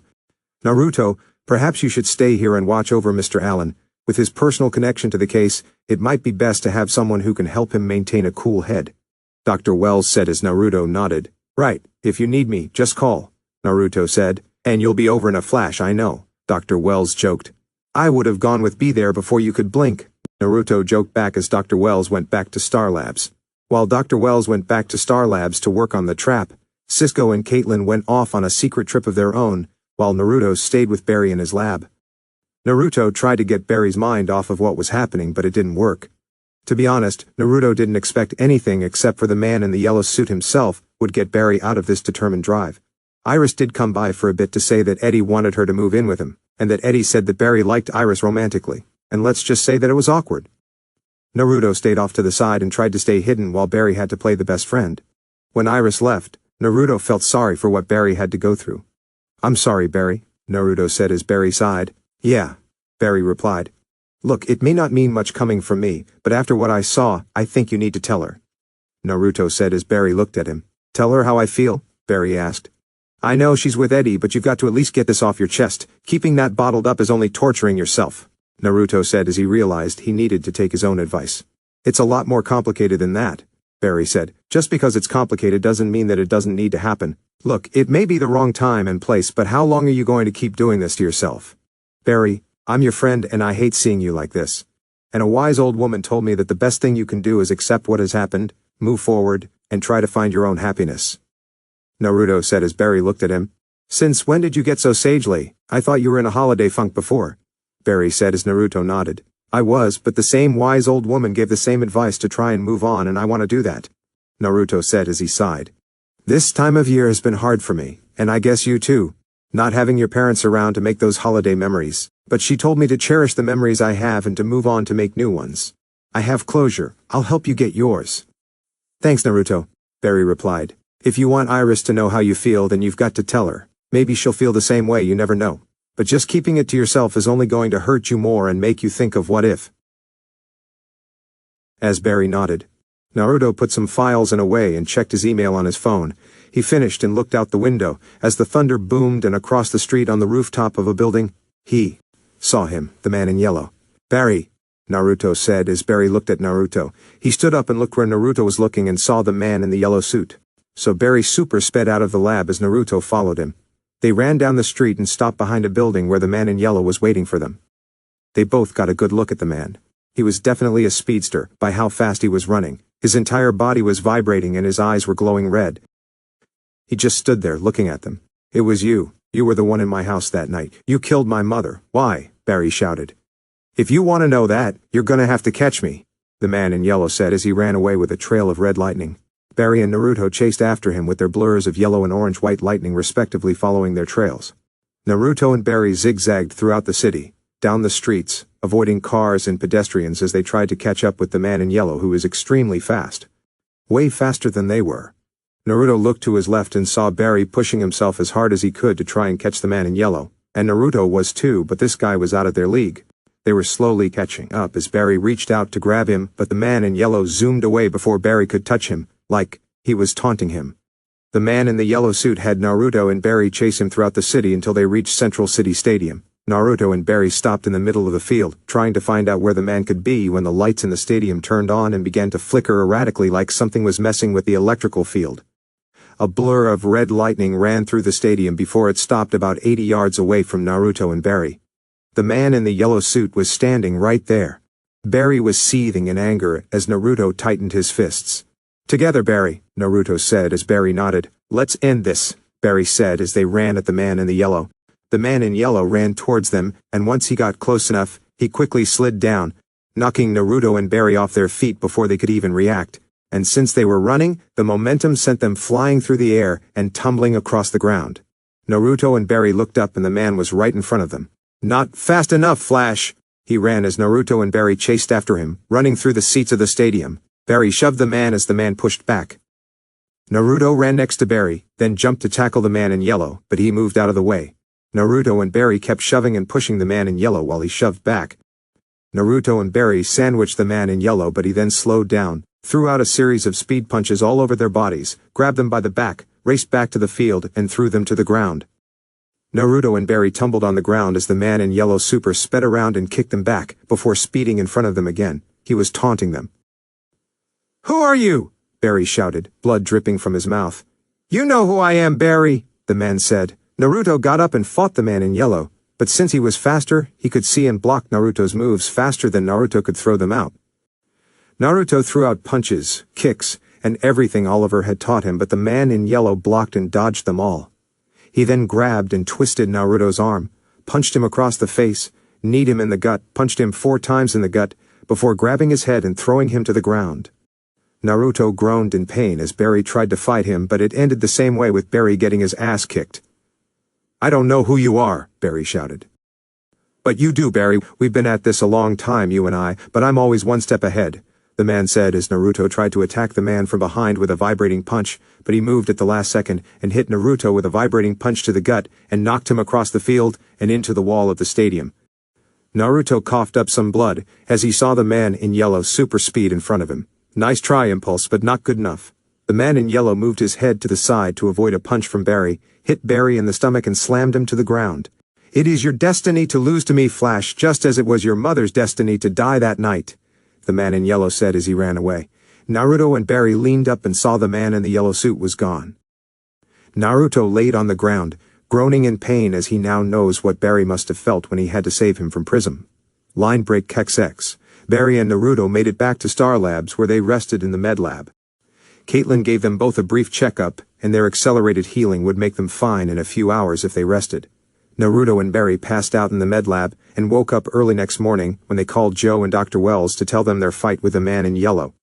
"He acted like he knew me, like we'd done this before," Barry told them. "He was antagonizing you, Bar," Joe told him. "It wasn't just that, Joe. The way he spoke, he definitely knew who Barry was. Not just as Barry but as the Flash. He even knew who I was," Naruto said. "We would get close, and he'd just pull away. We'd fight, and he'd taunt us. This was just some sick game to him," Barry said. "You'll catch him. We'll help," Dr. Wells said. Dr. Wells, "No. This guy, his speed, it's beyond ours. Even combined, he took us out like we were nothing." "So how can we even catch somebody that we can't keep up with?" Naruto asked. "The beautiful things about force fields is that they are impervious to speed. Now we're almost finished fabricating the trap, and all that remains is for Detective West to procure the bait." Dr. Wells said. "I'm on it," Joe said as he left, and Barry followed him. "Barry, why don't you stay here?" No, Joe, today is not the day to tell me to stay behind, Barry said, pissed and determined to take down the man in yellow. Joe and Dr. Wells shared looks of concern about Barry's attitude with this case. Joe left as Dr. Wells looked at Naruto, who was looking at his suit. Everything okay, Naruto? Dr. Wells asked. I'm fine, let's get finished with that trap. This speedster isn't getting away this time, Naruto said as they got to work finishing the trap. Cisco and Caitlin went out on something personal, and it was hours before they came back, and by the time they did, Joe and Barry had come back with the tachyon device. They used one of the empty lab spaces in the lower floors to set up the tachyon device in the force field trap. The tachyon device is in place, Cisco said. You think it'll work? Barry asked. It'll work, Cisco said as he left. So how do we advertise to him that the prototype's here? Barry asked. We'll take care of that, Dr. Wells said as he crossed his arms. Barry nodded and looked at Joe, who was looking at him just like Dr. Wells. What's the problem? Barry asked. Look, Barry, me and Dr. Wells have spoken, and we think it would be best if you weren't here for this. Joe told him. What are you talking about? Barry asked. You're too close to this, Joe told him. Or maybe you're not close enough. If you hadn't been too scared and warned me that he was here weeks ago, I could have been prepared for this, Barry shouted. I think we can all appreciate Joe's concern for Iris, Barry, Dr. Wells said. Guys, Barry should be here. He deserves to be here. And if something goes wrong, I can't stop him by myself, Naruto said. That's why I have to be here. I'm the best chance at catching this guy, Barry shouted. Not right now, not in this state, Joe told him. This man stabbed my mother through the heart and sent my father to prison for it. This is my fight, Barry shouted. Not today, son, Joe said as Barry exhaled, grabbed his jacket, and left in a huff. I think you're making a mistake, Naruto told them as he grabbed his suit. Barry isn't in the right mindset for tonight, Naruto, Dr. Wells told him. Dr. Wells, I don't think Barry would ever be in the right mindset for facing him. That man killed his mother and sent his father to jail for it. He needs closure and justice for what happened, and not letting him help is making it worse. Naruto told them. We're protecting Barry. If he does help tonight, he may do something he'll regret for the rest of his life. Joe said. Like what? Kill him? Barry isn't that kind of person, Joe. He's the kindest person I know, next to Caitlin. He doesn't have it in him to be a killer. But what he does need is to be able to confront the man who ruined his life, Naruto said as he walked over to Cisco Station to get some high-calorie energy bars. Would you feel the same way if you were in his position? Dr. Wells asked as Naruto stopped. If you could meet the man who caused the accident, would you be so calm as you are now? I did meet the man who killed them at his trial when they put him in jail. I didn't try to kill him then, Naruto told them. And now? Joe asked. If I saw that man again, he'd still be alive, Naruto said as he grabbed his backpack, just roughed up a bit, or a lot. Naruto left to go train as Dr. Wells looked at him. And I believe you, Naruto, Dr. Wells said as he watched Naruto leave. Naruto was walking through Star Labs to go train when he saw Caitlin sitting down by the pipeline. Caitlin, what are you doing here? Naruto asked as he walked over and sat down next to her. He saw her looking at her engagement ring and she was on the verge of tears. Caitlin, seriously, what's wrong? Talk to me, Naruto said as she looked at him, doing her best to hold back tears. It's Ronnie. He's alive, and he's changed, Caitlin said as Naruto was shocked. How? Where's he been all this time? Naruto asked. I'm not sure, but he's a metahuman. He bursts into flames, and he doesn't remember anything or me, Caitlin said as tears began falling from her eyes. Hey, we're gonna help him, Naruto told her. And do what? Lock him in the pipeline with all the other crazy metahumans? Caitlin asked as she looked at her ring. I used to play this game in my head. What would I give up for just one more minute with him? My house, my career, the rest of my life? Today I finally got that minute, and I wish I hadn't. Seeing him like that, what he's become. Dear God. I just wish he had died that day. Caitlin began crying as Naruto got close to her and held her close. It's okay, Naruto said as she hugged him and cried her eyes out. Caitlin, I don't know what our future holds, but I make you this promise right now. I'm going to do everything within my power to bring Ronnie home to you. The man that you fell in love with has to be in there. You just have to hope, Naruto said as he hugged Caitlin, and Caitlin hugged him tight. Line break XX. It was time to spring the trap for the man in yellow. Joe, Eddie, and Eddie's special squad of officers were in the Cortex with Dr. Wells, Naruto, Caitlin, and Cisco, who were watching the cameras in the trap room. Naruto had hidden everything in the Cortex that related to the Flash and Impulse, and sealed the case for their suits so no one would see them. It was late and they had been watching the camera for a while to see if the man in yellow would fall for the bait. Are you certain this trap would work? Eddie asked. I've sent up at least 3 charges into open satellite. If anyone's looking for tachyonic particles, they'll know we got them, Cisco said as they kept watching the screen. They waited another 30 seconds when the camera showed a red lightning blur race into the room to take the tachyon matrix, but the force field came up, and the man in yellow was trapped in a force field. He began speeding around the force field to try and get out, but he was stuck. "Oh my God," Caitlin said as Naruto glared at the screen, seeing the man they were after trapped like a rat. The man's body was still vibrating, so they couldn't what he looked like, but he was there. "Let's see what we caught," Dr. Wells said as Joe, Eddie, and the officers moved to the trap room. Naruto got up to go, but Dr. Wells motioned him to stay. "Naruto, stay here in case something goes wrong." "Right, be careful," Naruto told him. "Always." Dr. Wells replied as he escorted Joe, Eddie, and the officers to the force field and the man in yellow. The officers and Dr. Wells entered the room with their weapons ready as they saw the man in yellow standing there in the force field. "Cisco, lights!" Dr. Wells shouted over the intercom. "Sure thing, Dr. Wells," Cisco said as he turned on the lights in the room. "I've got a bad feeling about this," Naruto said as he watched the cameras. The lights in the force field room turned on and everyone got a good look at the man in yellow. Eddie was scared out of his mind, but he wouldn't admit that to anyone. Joe was glaring at the man while Dr. Wells was curious as to who he was. "Detective Thawne, would you like to read him his rights?" Dr. Wells asked as Joe stepped forward.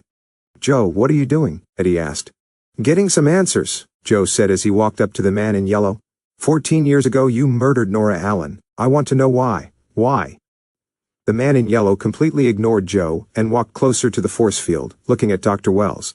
"Dr. Wells, we meet at last," the man in yellow said. "What do you want with the tachyonic particles?" Dr. Wells asked. "My goals are beyond your understanding," the man said. "Oh, I don't know. I'm a pretty smart guy. I knew you were exceptionally fast, so any trap we manufactured would have to be invisible. I knew your cells could repair themselves at extraordinary speeds, so you could withstand what the damage this is doing to your body right now," Dr. Wells said as Cisco noticed something going on. "The supercapacitors, the containment field is fluctuating. They need to get out of there now," Cisco said. "The reason I know all this is because your powers are almost exactly like those of the Flash," Dr. Wells said. "Oh, I'm not like the Flash at all. Some would say I'm the reverse," he said as Naruto, Caitlin, and Cisco saw their camera feed die and their system get hit with a virus. "Dr. Wells, you need to get out of there! Get out!" Naruto shouted into the intercom as the man in yellow had somehow super sped out of the force field, grabbed Dr. Wells and began beating the holly hell out of him. "Cisco, turn off the barrier, he's got Wells!" Joe shouted as Naruto's eyes flashed with lightning. He grabbed his suit and super sped into the force field room. "Naruto!" Cisco shouted as Caitlin texted 911 to Barry. Impulse sped into the room and saw the man in yellow beating Dr. Wells, so he ran over to one of the capacitors and yanked the power cord, shutting off the force field. This temporarily got the man in yellow's attention as Naruto charged forward and tackled him away from Dr. Wells. Joe, Eddie, Dr. Wells, and the other officers saw Impulse try and fight the man in yellow, but it ended the same way with him getting his ass kicked again. The man in yellow knocked Impulse away before he grabbed the tachyon device and ran away. Impulse ran after him as Eddie looked around. "Find him!" Eddie shouted as they looked around when they heard fighting, and turned to see the man in yellow fighting Impulse by the door. They were blocking their only exit. Impulse threw out a barrage of speed punches, but the man in yellow blocked and dodged all of them. Impulse threw out another punch, and then a spin kick, but the man in yellow ducked under the kick and knocked Impulse's feet out from under him. He then grabbed Impulse by his neck and threw him at a wall. Impulse groaned in pain as the man in yellow looked at the officers. Impulse tried to stand up but grabbed his side in pain as Joe ran over to help him. "Don't move, or we will shoot!" Eddie shouted. "No, get out!" Impulse shouted as the man in yellow super sped around the officers and killed them all by punching them in the throats or snapping their necks. The man then knocked Eddie's gun out of his hands and stared at him. Eddie waited to be killed as Joe pulled out his gun and fired. The man in yellow pushed Eddie out of the way, super sped to Joe and grabbed him by the neck, holding him against the wall. "I warned you not to hunt me," the man in yellow shouted as the Flash sped into the room, grabbed the man in yellow and ran outside. Joe breathed a sigh of relief as he was nearly killed before running over to Dr. Wells. Impulse grit his teeth before super speeding after the man in yellow to help the Flash.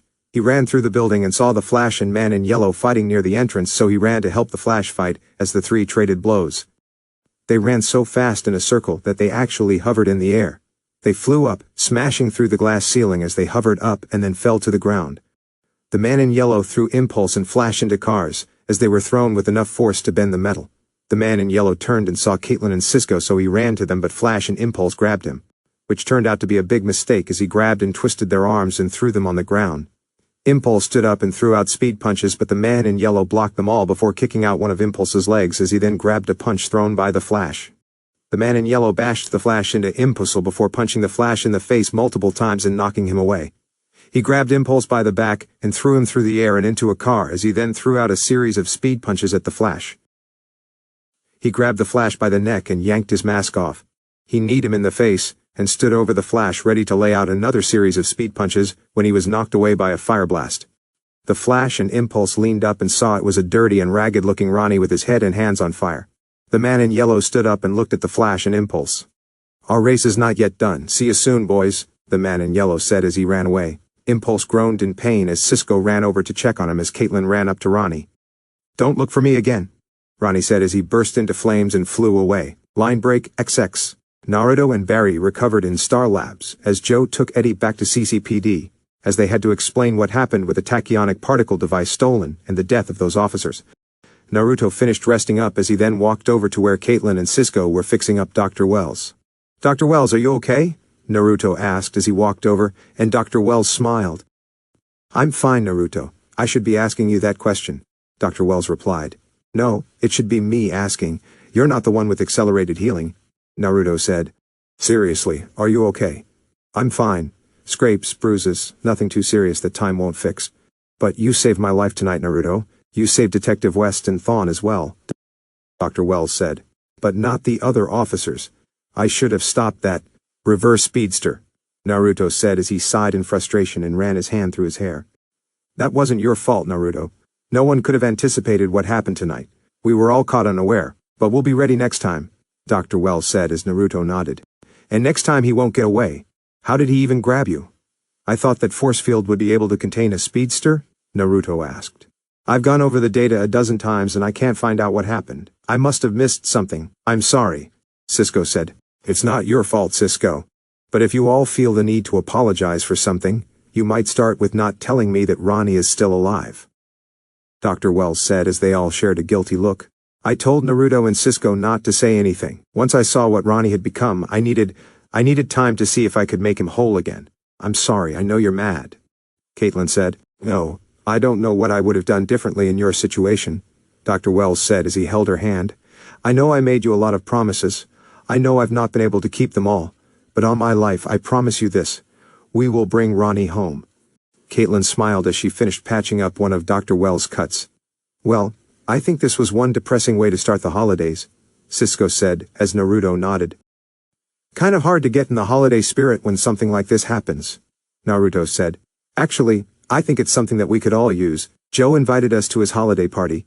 Maybe a little eggnog and Christmas jolly can make this year end on something a little better than depressing," Caitlin suggested. "I'm in." "Naruto?" Cisco asked as Naruto thought for a moment. "Yeah, best thing to do is to move forward, but don't let me drink too much. I've still got some things I need to do at the shelter," Naruto said as they nodded. "Dr. Wells, you coming?" "I'm not up to a party tonight, Naruto, but thank you. Give Detective West and Mr. Allen my holiday cheer," Dr. Wells said as Naruto nodded. Naruto helped Dr. Wells into his chair, and he, Cisco, and Caitlin went to Joe's house for the holiday party. Iris and Eddie were there, and they were just waiting on Joe and Barry, who arrived about 10 minutes after they did. "Merry Christmas!" they all said. "What are you guys doing here?" Barry asked.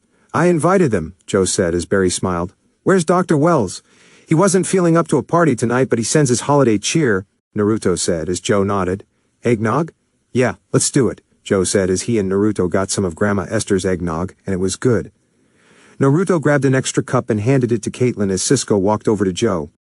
"Hey Joe, I saw something weird tonight," Cisco told him. "Yeah, Cisco, I saw it too," Joe replied. "No, I mean, when the Flash, Impulse, and the man in yellow were going full-on bumper cars on each other, I was watching the electricity coming off of them. Yellow, red, and white electricity.